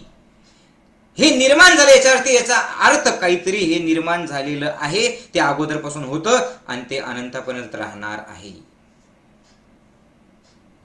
आता मला सांगा, देव याच्यापेक्षा वेगळा काय? देव हेच आहे ना. काय आहे देव? जे अगोदर होतं, आताही आहे आणि नंतरही राहणार आहे. कळतंय? मग प्रकृतीत सगळं काही सामावलेलं आहे. मग प्रकृती म्हणजे काय? ओरिजिन म्हणजे मूळ गोष्ट. प्रकृती म्हणजे काय? Source of all creation. जिथून सगळं निर्माण झालं त्याला काय म्हणतो? प्रकृती. आता ही प्रकृती, मला पुन्हा एकदा पटकन उत्तर द्या, आठवत असेल तर सांगा. प्रकृतीची काय सांगितले? 3 घटक काय सांगितले होते? जड, सक्रिय आणि बोला त्रिगुणयुक्त, त्रिगुणमयी. आणि पुरुषाचे 3 घटक काय सांगितले होते? चैतन्य, त्याच्यानंतर निष्क्रिय आणि त्रिगुणमुक्त. आता गंमत बघा, विश्वाची निर्मिती कशी झाली बघा बरं. हे सांख्य दर्शन सांगताय सगळं. कशी झाली? तर 3 गुणांनी प्रकृती युक्त आहे. एक रजोगुण, एक तमोगुण आणि एक सत्वगुण. आता न्यूटन 20व्या शतकाच्या अगोदर लॉ ऑफ इनर्शियामध्ये काय सांगायचं? म्हणजे विज्ञान खोटं ठरलं, विज्ञान चुकीचं ठरलं. आईन्स्टाईनने ते आतापर्यंत समज चुकीचा ठरवला, पण आईन्स्टाईनच्या हजारो वर्षापूर्वी कपिल मुनींनी कसं सांगितलं बघा बरं का. लॉ ऑफ इनर्शियामध्ये आपल्याला होतं ना शिकायला, 10वीला 9वीला आठवत असेल तर बघा. न्यूटन काय म्हणायचा? न्यूटनचे 3 लॉ आहेत ना एनर्जीचे, आठवतं? त्याच्यात तो काय सांगायचा की मॅटर जे मॅटर म्हणजे एखादी वस्तू, ती स्वतःहून हलत नाही.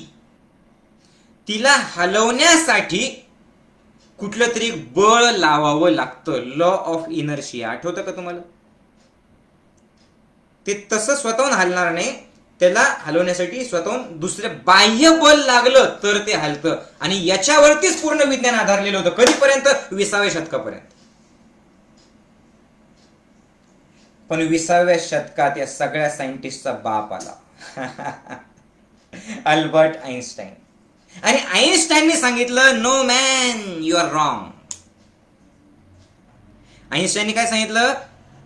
Motion is inherent in matter. म्हणजे तू जे सांगतोय बाबा न्यूटन की एखादी वस्तू बाह्य बल लावल्याशिवाय हलत नसते, हे तुझ्या डोळ्यांनी दिसतं, पण ऍक्च्युअली असं नाहीये. मग कसं आहे? एखाद्या वस्तूच्या हालचालीसाठी बाह्य गोष्टींची गरज नाही, त्याच्या आत ऑलरेडी हालचाल होते. Proton, neutron, electron, Brahma, Vishnu, Mahesh. Connection कळते? Brahma, Vishnu, Mahesh, proton, electron, neutron. दिसायला काय दिसतं? वस्तू. पण त्याचं भेद, जसं सूक्ष्मदर्शकाने त्याला खोल खोल खोल खोल जावं लागतं, तसं पुरुषाने काय केलं? प्रकृतीत खोल खोल खोल खोल गेला. आणि त्या पुरुषाने प्रकृतीत गेल्याच्या नंतर, पुरुषाने प्रकाश दिल्याच्या नंतर या प्रकृतीने सगळं तयार केलं. मग आपल्याला दिसलं. तसं अध्यात्म काय सांगतं? मध्ये जा, मध्ये जा, मध्ये जा, मध्ये जा. लोक मध्ये जायलाही तयार नाही आणि अध्यात्माला नावं ठेवत आहे. आइन्स्टाईनने जे सांगितलं तेच मी अध्यात्माच्या भाषेत तुम्हाला सांगतो. मग काय झालं? तर सत्व, रज आणि तम या 3 गुणांना ज्या वेळेला हे 3 गुण सम अवस्थेत असतात त्यावेळेला प्रकृतीच राहते. या सम अवस्थेतल्या त्रिगुणांना खालीवर करण्यासाठी पुरुष आवश्यक असतो, मॅटर आवश्यक असतं, प्रकाश आवश्यक असतो. प्रकृती कशी? जड आणि निष्क्रिय. आणि पुरुष कसा आहे? चेतन. प्रकृती कशी आहे? जड आणि सक्रिय. आणि पुरुष कसा आहे? तो चैतन्य पण निष्क्रिय. मग सक्रिय निष्क्रिय एकत्र आलं, जड आणि चैतन्य एकत्र आलं, आणि त्याच्यातून ही सृष्टी तयार झाली. प्रकाश आणि जडत्व एकत्र आलं आणि त्याच्यातून ही सृष्टी तयार झाली. आणि जशी ही सृष्टी तयार झाली, म्हणजे काय? Big bang theory. जशी ही सृष्टी तयार झाली, बस शेवटचा पार्ट आहे, लक्षपूर्वक ऐका, खूप महत्वाचं आहे आणि हे सगळ्यात इंटरेस्टिंग आहे. वही पेन सोबत ठेवा, वही पेन सोबत ठेवा आणि ऐका. आता जशी ही सृष्टी तयार झाली, ही सृष्टी तयार झालीच्या नंतर या पुरुषाने काय केलं? या पुरुषाने, पुरुष म्हणजे कोण? मॅटर. या मॅटरने काय केलं? एनर्जीच्या सोबत गेलात. एनर्जी आणि मॅटरने कोलॅबरेशन केलं आणि सृष्टी निर्माण केली. त्यालाच आध्यात्मिक भाषेत काय म्हणतो आपण? शिव आणि शक्ती. हे पहिल्यापासून होतं, बरोबर आहे. पण शिव आणि शक्ती तयार कशामुळे झाली सांगा मला? बोला. शिव आणि शक्ती तयार कशामुळे झाली? ब्रह्मा, विष्णू, महेश हे नाव देवाचे दिले. पण त्याचा अर्थ काय आहे? सत्व, रज आणि तम. रजोगुण म्हणजे काय? क्रिएशन. तमोगुण म्हणजे काय? अंधकार. समजते? आणि सत्वगुण तो कसा आहे? निष्क्रिय. कळतंय ना? हे पुन्हा पुन्हा ऐका म्हणजे तुम्हाला कळेल. मग सत्व, रज, तम नसेल तर सृष्टी निर्माण होऊ शकत नाही. सत्व, रज, तम नव्हतं का प्रकृतीकडे? प्रकृतीकडे सत्व, रज, तम नव्हतं का? होतं. पण ते सत्व, रज, तमला ऍक्टिव्हेट करण्यासाठी पुरुषाची आवश्यकता होती. कळतंय? मग शिवशक्ती एकत्र आल्याने हे विश्व बनलं. स्टीफन हॉकिन्सने तेच सांगितलं, आइन्स्टाईनने तेच सांगितलं. मग जशी ही सृष्टी निर्माण झाली, इथपर्यंत क्लिअर झालं सगळ्यांना? हॅलो, यहाँ तक क्लिअर हो गया? तर जशी ही सृष्टी निर्माण झाली, तर सृष्टी निर्माण झाल्याच्या नंतर या पुरुषाने काय केलं सांगतो. या शिवाने काय केलं? या शिवाने, आता बघा, प्रकृतीला काय करायचंय? प्रकृतीला प्रगट व्हायचंय. का बरं प्रगट व्हायचंय? कारण प्रकृतीत हजारो शक्यता आहेत. काय? सूर्य, चंद्र, तारे, वृक्ष, वेली, आकाश, दगड, माती, पशु, पक्षी, मी, तुम्ही, अणु, रेणू, हे सगळं कशात आहे? प्रकृतीत आहे. नव्हतं का पहिले? होतं. पण ते प्रगट स्वरूपात नव्हतं. प्रगट स्वरूपात येण्यासाठी कोणाची आवश्यकता होती? शिवाची, म्हणजे मॅटरची, म्हणजे पुरुषाची. मग जसे ते एकत्र आले, प्रकृतीला प्रगट व्हायचं होतं, पण तिच्या चेतना नव्हती ना. का बरं? ते निष्क्रिय होतं. आणि जो पुरुष आहे, त्याला पण जाणून घ्यायचं होतं की मी नेमका कोण आहे. पण मीला जाणण्यासाठी त्याला माध्यम पाहिजे होतं. कळते का विश्वाची निर्मिती कशी झाली? मीला जाण्यासाठी माध्यम पाहिजे होतं, पण तो कसा होता? निष्क्रिय होता आणि प्रकृती सक्रिय होती. मग दोघं एकत्र आले, पुरुष आणि प्रकृती, आणि यांच्या संयोगातून सृष्टी निर्माण झाली. उदाहरणार्थ, फॉर एक्झाम्पल सांगतो. उदाहरणार्थ समजा जंगलाला आग लागली, दोघं एकमेकांशिवाय कसे आधुरे आहेत बघा. जंगलाला आग लागली आणि त्या आगीमध्ये एक आंधळ आणि एक लंगड सापडले. आता दोनों को भी बाहेर आना है भैया, पण लंगड्याला चालता येत नाही आणि आंधळाला दिसत नाही. मग दोघांनी काय सांगितलं? तुला पण माझी गरज आहे आणि मला पण तुझी गरज आहे. मग एक काम कर, त्या लंगड्याला त्या आंधळ्याने सांगितलं, बैठ जा मेरे खंदे पे. तू एक काम कर, तू फक्त मला, तू लंगड्या तू चालू शकत नाही पण तुला दिसतं की नाही, मग तू मला फक्त सांग कसं चालायचं. आणि मला दिसत नाही पण मला पाय आहे, मी चालेल. तू दाखव, मी चालतो. तू सांग, मी पळतो. मग तो वरती बसलेला बाबा कोण आहे? पुरुष, शिवा. आणि ती चालवणारी, ज्याच्यात सगळं काही आहे, ती कोण आहे? शक्ती, पार्वती अम्मा. इंटरेस्टिंग आहे की नाही? कळतंय? आणि याच्यातून काय झालं? 3 गुणांना सोबत घेतलं. मग या 3 गुण याच्यातून काय झालं? दोघं एकत्र आले की 3 गुण असंतुलित झाले. आणि या 3 गुणांना असंतुलित झाल्यामुळे म्हणजे पुरुषांनी प्रकृतीत प्रकाश टाकला. पुरुषांनी प्रकृतीत प्रकाश टाकला आणि प्रकाश टाकल्याच्या नंतर प्रकृतीत काय काय आहे ते सगळं दिसलं. आणि हेच सेम बघा किती इंटरेस्टिंग आहे. ज्या वेळेला अणुचा स्फोट झाला त्यावेळेला कधीच कुणीच सहन करू शकलेलं नव्हतं. त्यावेळेला कधीच आजपर्यंत झाला नव्हता एवढा ढम असा एक आवाज, एक प्रकाश जिकडे तिकडं. आणि त्या प्रकाशातून, त्या स्फोटातून हे विश्व निर्माण झालं. अध्यात्म विज्ञान वेगळं, हे सांगणारं नव्हतं कोणी. फक्त करा भांडणं एकमेकांशी, असे लोक होते. मी तुम्हाला सांगतोय काय बघा, हे सगळं समजून घ्या फक्त. मग आता या पुरुषाने काय केलं? या पुरुषाने आता हा संसार जो आहे, संसाराच्या निर्मितीमध्ये जो आहे ना, पुरुष फसला, म्हणजे प्रकृतीत पुरुष फसला. मग त्यांनी काय केलं? त्यांनी सांगितलं की आता ही मला प्रकृती बघायची. आता आपला जन्म कशासाठी झाला ते बघा. विश्व कसं निर्माण झालं कळालं? हॅलो, आता आपला जन्म कशासाठी, तुम्ही कशासाठी आले बघा, आणि कसे तयार झाले ते बघा. मग या पुरुषाने काय केलं? पुरुषाने सांगितलं, एक असं काहीतरी प्रकृतीत सांगितलं की असं काहीतरी निर्माण कर की ते निर्माण केल्याच्या नंतर थोडंसं मला दिसेल. बस शेवटचा पार्टीवर का लक्षपूर्वक आहे का? आता ते मला दिसेल. मग ते दिसेल असं म्हटलं, मग त्या प्रकृतीतून काय निर्माण झालं? शब्द लिहा, 25 तत्व निर्माण झाले. आता हे 25 तत्व सुद्धा 4 भागांमध्ये डिवाइड केलेले आहेत. कसे डिवाइड केले? एक प्रकृती, एक विकृती, एक प्रकृती प्लस विकृती आणि एक विकृती, निराकार. 4 प्रकृती, एक विकृती, एक प्रकृती प्लस विकृती आणि एक निराकार, असे 4 पार्ट आहेत. कुठले कुठले पार्ट आहेत, कसे कसे झाले मी सांगतो. शरीर कसं निर्माण झालं, पेशी कशा निर्माण झाल्या, अध्यात्म काय सांगतं, खूप इंटरेस्टिंग आहे. कुठेही पळून जाऊ नका, ऐका. आता बघा, महत निर्माण केलं प्रकृतीने. पुरुषाने सांगितलं, पुरुषाने काय केलं? प्रकाश टाकला. प्रकाश टाकले की दिसतं की नाही? जसं प्रकाशाला समजा अंधारात एखादी असेल काहीतरी पण दिसणार नाही, मग पुरुषाने काय केलं? त्याचा प्रकाश टाकला. प्रकाश टाकले की महत तयार झालं. महत म्हणजे काय? बुद्धी.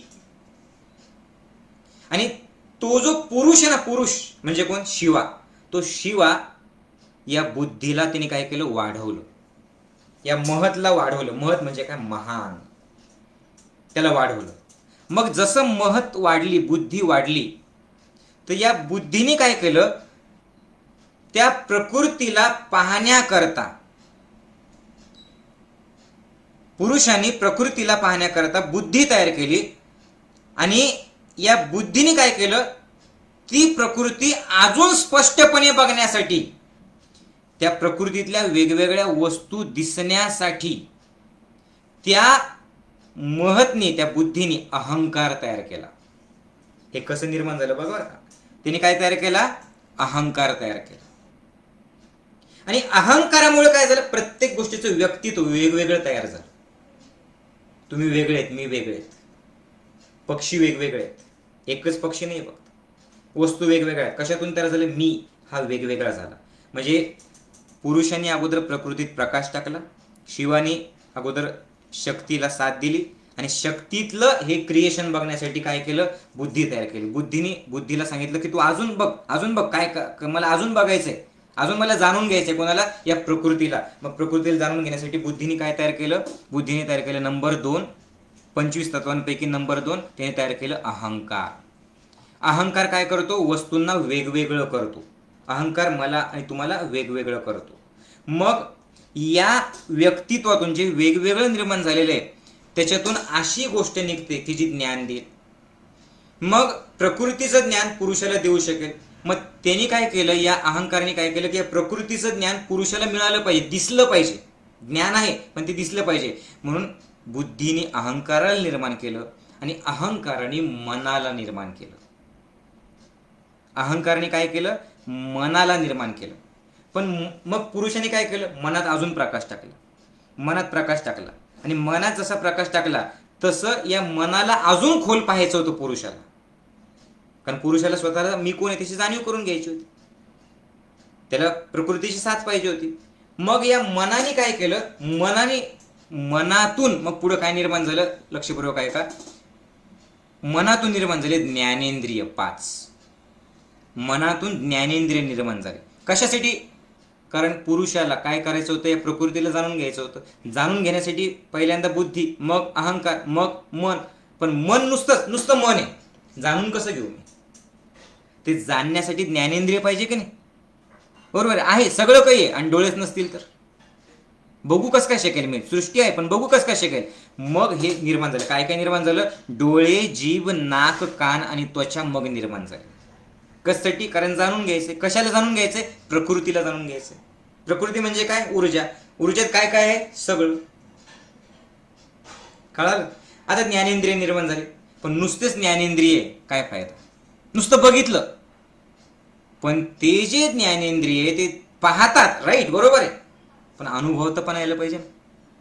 जिलेबी तयार आहे, डोळ्यांनी जिलेबीला बघितलं, फायदा काय, भूक तर वाढली. जिलेबीचा अनुभव घेण्यासाठी काय पाहिजे, ज्ञानेंद्रिय झाले. मग या ज्ञानेंद्रियांनी कशाला तयार केलं सांगा, कर्मेंद्रियांना तयार केलं. ज्ञानेंद्रियांनी कर्मेंद्रियांना तयार केलं. कर्मेंद्रियांना तयार का बरं केलं, कारण ज्ञानाचा अनुभव घेणं, भोग घेणं. समजतंय, ज्ञानाचा अनुभव म्हणजे जिलेबी आहे पण खाणं. मग हे 5 कर्मेंद्रिय कुठले कुठले, हात, पाय, जीभ, गुद आणि जननेंद्रिय. आता हे कर्मेंद्रिय तर झाले, पण या कर्मेंद्रियांद्वारे आपण संसार अनुभव करतो. पण ज्ञानेंद्रिय आणि कर्मेंद्रिय याच्यात पुरुषाने काय केलं, अजून प्रकाश टाकला, अजून प्रकाश टाकला. कशामुळे, कारण मला याच्यात अजून पुढे जायचंय, कारण पुरुषाला काय करायचंय, जाणून घ्यायचंय. मग याच्यामध्ये हे जे कर्मेंद्रिय आणि ज्ञानेंद्रिय चालवणारे सूक्ष्म तत्व आहेत ते 5 आहेत. 25 कुठले कुठले तत्व आहेत बघा बरं का. काय काय बघितलं आतापर्यंत आपण, एक बुद्धी, नंबर 2 अहंकार, नंबर 3 मन, त्याच्यानंतर पुढं 5 ज्ञानेंद्रिय, 5 कर्मेंद्रिय, आणि त्याच्याही पुढं आहे, त्यांनी सांगितलं की ते 5 कर्मेंद्रिय आणि ज्ञानेंद्रिय याच्यामध्ये एक सूक्ष्म तत्व आहे. ते सूक्ष्म तत्व म्हणजे ती त्या इंद्रियाची शक्ती आहे. आणि त्या इंद्रियाची शक्ती म्हणजे, त्या इंद्रियाची शक्ती कुठली आहे, ते आहे पंचतन मात्रा. पंचतन मात्रा. आता ते पंचतन मात्रा काय करते, डोळे आहेत पण डोळ्यांची शक्ती कुठली आहे, रूप. काय काय आहे ते पंचतन मात्रा, कुठल्या कुठल्या आहेत, पंचतन मात्रा आहेत, रूप. त्याच्यानंतर रस ही कोणाची मात्रा आहे, जिभेची. शब्द आहेत पण कान आहे पण कानाची मात्रा कुठली आहे, शब्द. नाक आहे पण नाकाची मात्रा कुठली आहे, गंध. आणि त्वचा आहे पण त्वचेची मात्रा कुठली, स्पर्श. म्हणजे पंचतन मात्रा कुठले, रूप, रस, शब्द, गंध आणि स्पर्श, या पंचतन मात्रा. हे पंचतन मात्रा काय करतात, हे स्थूल रूप घेतात.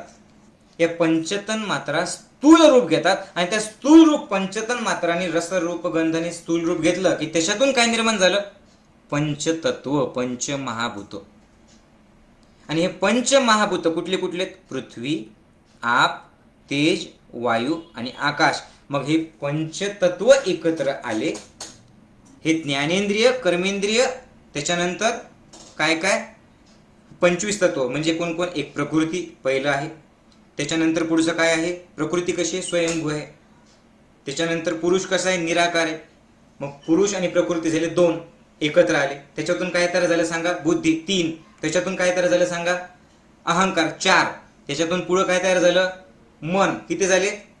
5. आणि 5 हे तयार झाले. आणि त्याच्यानंतर पुढं काय झालं? ज्ञानेंद्रिय 5. किती झाले? 10. कर्मेंद्रिय 5. किती झाले? 15. कर्मेंद्रियातून पुढं काय तयार झालं? पंचतन्मात्रा. किती झाले? 20. आणि त्याच्यानंतरचे 5 पंचमहाभूत झालं 25. शरीर तयार झालं 25 तत्वांपासून. कळालं? हे शरीर पंचतत्वातून 25 तत्वांतून तयार झालं. पण सांख्यामध्ये 25 तत्वांना 4 भागात विभागलेले. प्रकृती कशी आहे? ती आहे स्वयंभू. मग विकृती म्हणजे काय? काहीतरी कृती. प्रकृतीतून विकार सुरू झाले. कृती. विकृतीमध्ये 16 गोष्टी आहेत. ज्ञानेंद्रिय, कर्मेंद्रिय, पंचभूत आणि मन. त्याच्यानंतर प्रकृती प्लस विकृती या दोघांचं मिळून त्याच्यात कुठला गट आहे? त्याच्यात तन्मात्रा 5, त्याच्यानंतर बुद्धी आणि अहंकार आणि पुरुष हे वेगळं. ह्या सगळ्यांचं मिळून तयार झालं हे विश्व, हे जीवन, तुमचं शरीर. हे शरीर तयार झालं. इतकं क्लिअर झालं? आता लास्ट. बरोबर आहे. आता हे सगळं शरीर तर तयार झालं, पण आता काय झालं ते सांगतो. हे शरीर तयार झालं आणि जसं हे शरीर तयार झालं, कशातून तयार झालं? हे शरीर तयार झालं पृथ्वी, आप, तेज, वायू आणि आकाश. पण हे पृथ्वी, आप, तेज, वायू, आकाश हे जे स्थूल रूप पंचतन्मात्रांनी घेतलं ना, तर त्या स्थूल रूप कशातून घेतलं? तमोगुणातून. आणि तमोगुण म्हणजे अंधार. आणि आता झाला अंधार. आणि अंधारामुळे पुरुष स्वतःला बघू शकत नाही. आता अंधारामुळे पुरुष प्रकृतीत अडकला.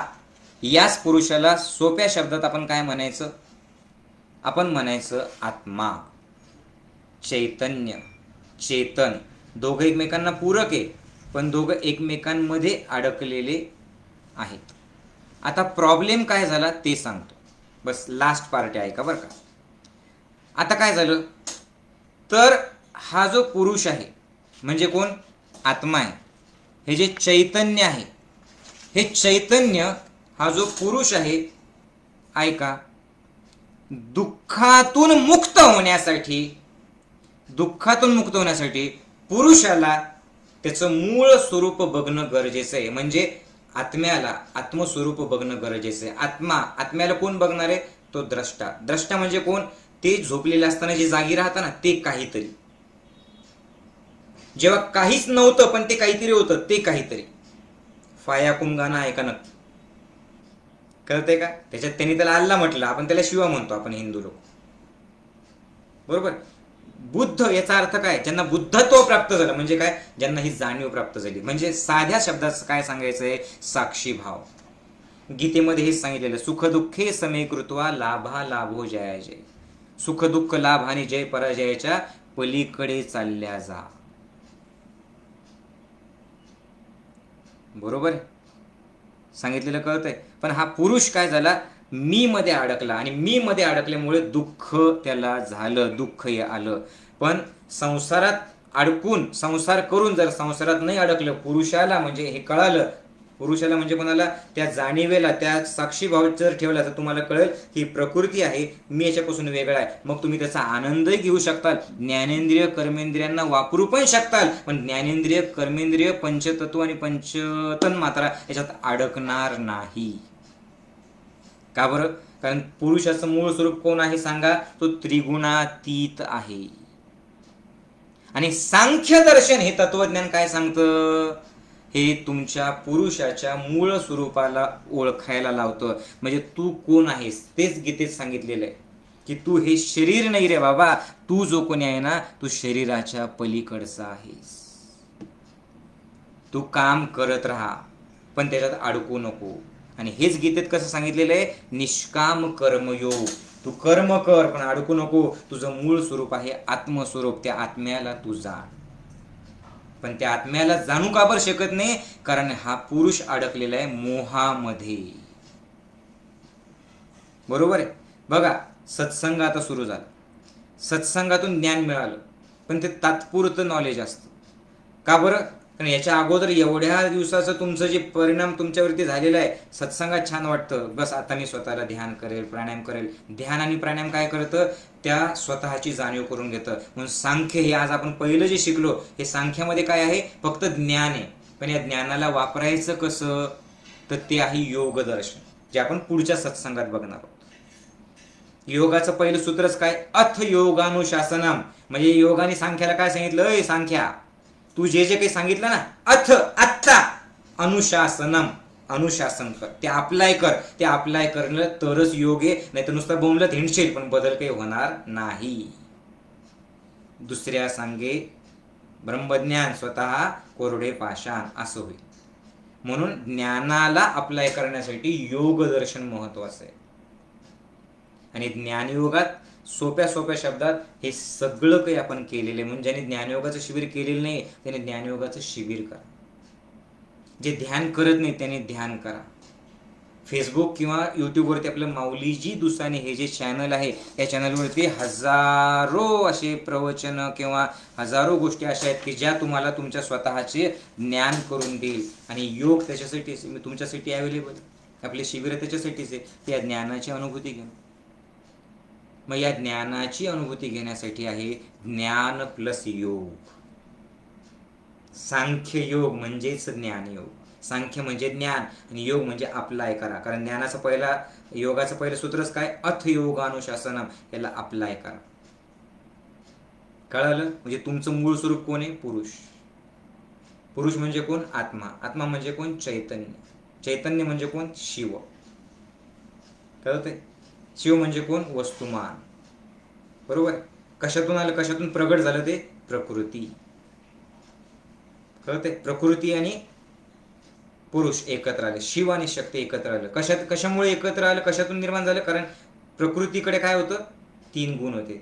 या 3 गुणांचं असंतुलन झालं आणि हे विश्व निर्माण झालं. या विश्वाची निर्मिती झाली की पुरुषाने काय केलं, 25 तत्व निर्माण केले. 25 तत्वातून शरीर निर्माण झालं. पण हे कशासाठी निर्माण झालं, या प्रकृतीचा आस्वाद घे, आनंद घे. पण पुरुष अडकला प्रकृतीत. का अडकला, कारण मोह. बरोबर, मोहात अडकला. मग ज्ञान काय करतं, सत्संग काय करतो, तू सगळ्या गोष्टीचा आस्वाद घे पण अडकू नको, वेगळं हो. बरोबर? अडकलात तू माऊलीचा ऐकशील की कच्च्या भाज्या खा पण खाणार नाही. अडकलास तू, सिगरेट फुकशील, माऊली सांगते तरी सिगरेट फुकणं चुकीचं आहे, त्या पाकिटावर लिहिलेलं स्मोकिंग किल्स, पण तरी सुद्धा सुधारणा नाही. का बरं अडकला, का अडकला, कारण तू योग करत नाही. कारण योग हे काय आहे, ऍप्लिकेशन. योग काय आहे, योग म्हणजे राजमार्ग आहे. योग काय आहे, योग त्या सांख्य दर्शनाला, ज्ञानाला वापरायचं कसं. म्हणजे गाडी घेतली पण आता वापरायची गाडी, जर गाडी वापरलीच नाही तर गंज पडेल. मग ते कसं वापरायचं, त्याच्यासाठी ज्ञानयोग ध्यान शिबिर आहे. त्याच्यासाठी पुढचा सत्संग, पुढच्या रविवारी काय आहे, योग दर्शन, हे पुढच्या रविवारी आहे. तर हे जे सांख्य दर्शन आपण बघितलं, खूप आहे, मी 4 तास सुद्धा सांगू शकतो, पण ऑलरेडी ॲज युज्युअल 1 तास 40 मिनिटं झालेले आहेत. तर आपण इथे थांबूयात. ओके. तर या ज्ञानाची अनुभूती घेण्यासाठी आपण एक नवीन ध्यान आत्ता आपल्याला करायचं आहे. तुमच्यापैकी प्रत्येकाने ते ध्यान 100% करा. हाताची ज्ञानमुद्रा करा, अशी पाठीचा काना ताठ ठेवा, नजर समोर करा. आणि तुम्ही कोण याची जाणीव मी तुम्हाला करून देणार आहे. स्वत्वाची जाणीव, सांख्य दर्शनाची जाणीव करून देणार हे ध्यान आहे. तुम्ही आजपर्यंत केलेलं नसेल असं अद्भुत हे ध्यान आहे. तुम्ही कशाला केलेलं असेल, कारण मीच माझ्या डोक्यात आत्ता आलं ते ध्यान घ्यायचं. तर आपण ध्यान करूयात. हाताची ज्ञानमुद्रा, पाठीचा काना ताठ, नजर समोर, डोळे बंद, शरीर हलवू नका, शरीर स्थिर ठेवा. एक श्वास घ्या आणि सोडा,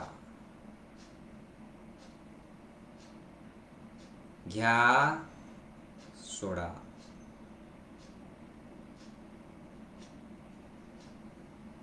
डोळे बंदच आहेत, मन शांत आहे.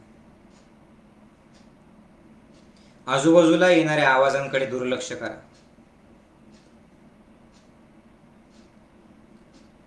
शरीर पूर्ण स्थिर, साक्षी भाव, जाणीव, अवेअरनेस ठेवा. आणि स्वतःला जाणीव करून घ्या की तुम्ही या शरीरापासून वेगळे आहेत. तुम्ही पुरुष आहात, आत्मा आहात, चैतन्य शक्ती आहात. तुम्ही द्रष्टा आहात. तुम्ही या सगळ्या गोष्टींपासून वेगळे आहेत. मग या शरीरापासून वेगळं व्हा आणि या शरीरात चालू असलेल्या श्वासाला बघा. श्वास मध्ये आला, बाहेर गेला, मध्ये आला, बाहेर गेला. करायचं काहीच नाही. एखादा विचार तुमच्या मनात आला तर त्या विचारांना तसं जाऊ द्या. तुम्ही बघा, स्वतःला जागी राहा, जागृत राहा. त्या विचारांमध्ये अडकू नका. तुम्ही हा अवेअरनेस त्या विचारात अडकवत नाही तुम्हाला. आला विचार सोडून द्या, आला विचार पकडू नका आणि स्वतःहून नवीन विचार निर्माण करू नका. जाणीव करून घ्या की तुमच्यामध्ये दोन गोष्टी आहेत. एक ऊर्जा म्हणजे शक्ती आणि दुसरी गोष्ट आहे पुरुष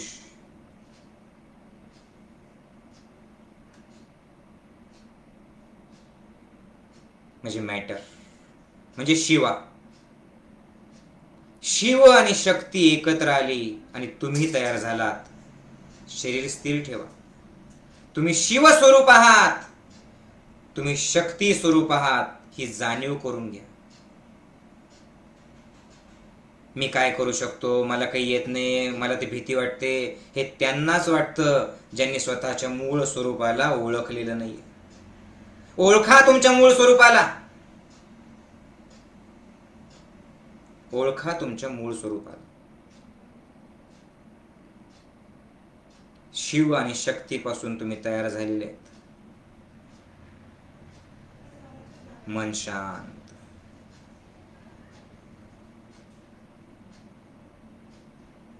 यशातून बुद्धी तयार झाली. हे दर्शनाचं ध्यान आपण करतोय. भटकू नका इकडे तिकडं. ही बुद्धी, त्या बुद्धीतून अहंकार निर्माण झाला. निराकाराला त्याने आकार दिला. या अहंकाराने मन तयार केलं. ही बुद्धी, हा अहंकार आणि हे मन, याला जर तुम्ही साक्षी भावाने बघत राहिलात ना, तर ते तुमच्या ताब्यात राहतं. आणि जर तुम्ही ते अडकलात तर ते तुम्हाला कुठेही भटकवतं. आणि आज हे भटकलेले लोक मग मानसिक रुग्ण होतात. बघा त्या मनाला, बघा त्या बुद्धीला, बघा त्या अहंकाराला. तुम्ही ते नाहीयेत. हे केवळ प्रकृतीला जाणण्याकरता निर्माण झालेले एक निमित्त मात्र आहे. तुम्ही या मन बुद्धी अहंकाराच्या पलीकडचे तुम्ही द्रष्टा आहेत. बघा साक्षी भावाने.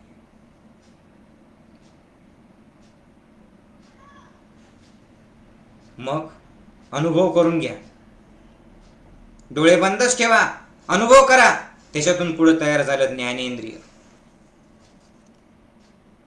डोळे बंदच ठेवून एका गोष्टीसोबत जाणीवपूर्वक राहा. डोळे बंद डोळ्यांनीच डोळ्याला बघा. जीभ अनुभवा. मी नुसतं जीभ म्हटलं की तोंडाला पाणी सुटेल बघा.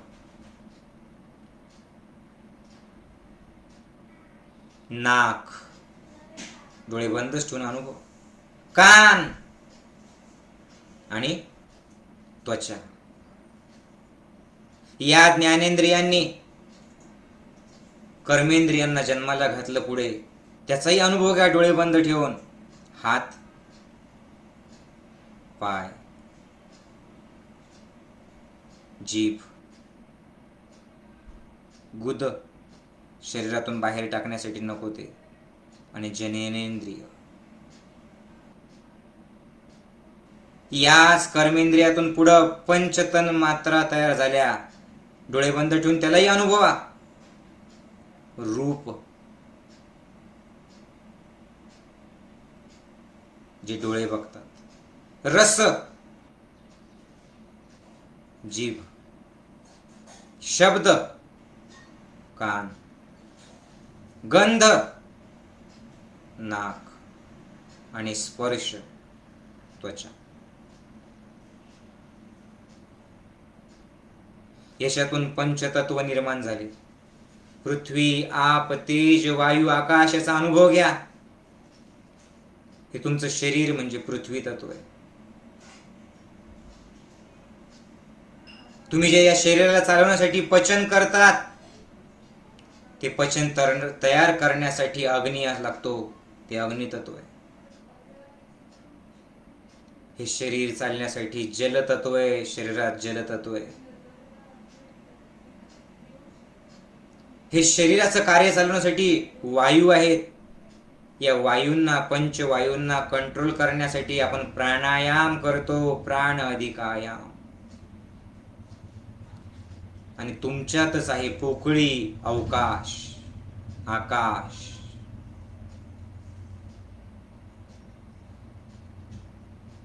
पण या सगळ्यांच्या पलीकडे पाहणारा तो म्हणजे पुरुष तुम्ही आहात. तुम्ही याच्यात अडकू नका. तुम्ही स्वतःला याच्यापासून वेगळे ठेवा. निर्माण तुम्हीच केलंय, पण तुम्ही ते नाहीये. तुम्ही आहात शिव, तुम्ही आहात शक्ती. शिव आणि शक्ती, शिव आणि शक्ती. शांत,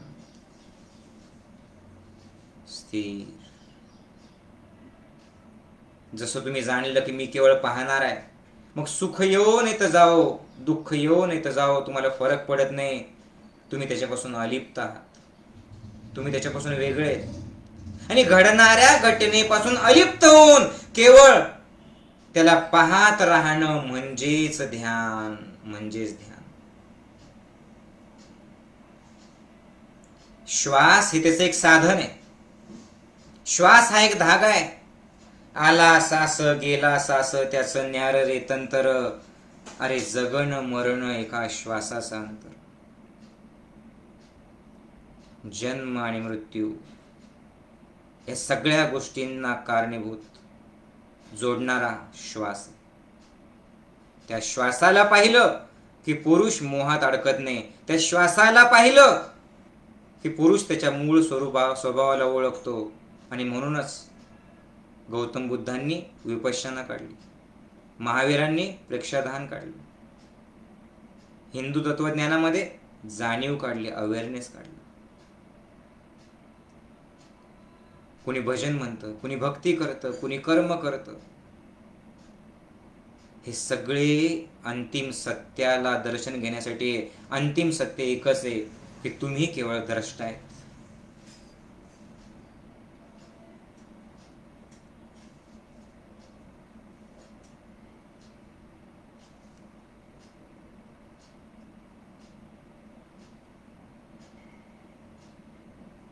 एक दीर्घ श्वास घ्या,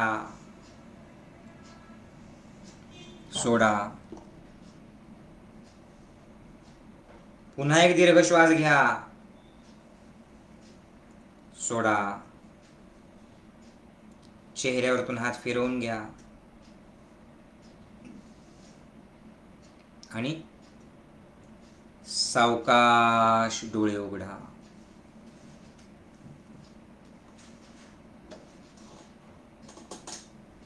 डोळे उघडा. सांख्य दर्शन ध्यान, स्वतःची जाणीव करून घेण्यासाठीचं ध्यान. 25 तत्वांचं ध्यान जे आत्ता आपण केलं. याची गरज आहे विद्यार्थ्यांना, म्हणजे आत्महत्या होणार नाही. याची गरज आहे सर्वसामान्य लोकांना, म्हणजे रोग येणार नाहीत. या ज्ञानाची गरज आहे तुम्हाला, मला, या विश्वातल्या प्रत्येकाला, म्हणजे बंधुभाव राहील. हा सत्संग जोडणार आहे. जर हे ज्ञान नाही मिळालं तर आम्ही मरेपर्यंत वेगवेगळ्या धर्माचे लोक मारामाऱ्या करत राहू, द्वेष पसरवत राहू. ही तुमची जबाबदारी हे ज्ञान पोहोचवणं.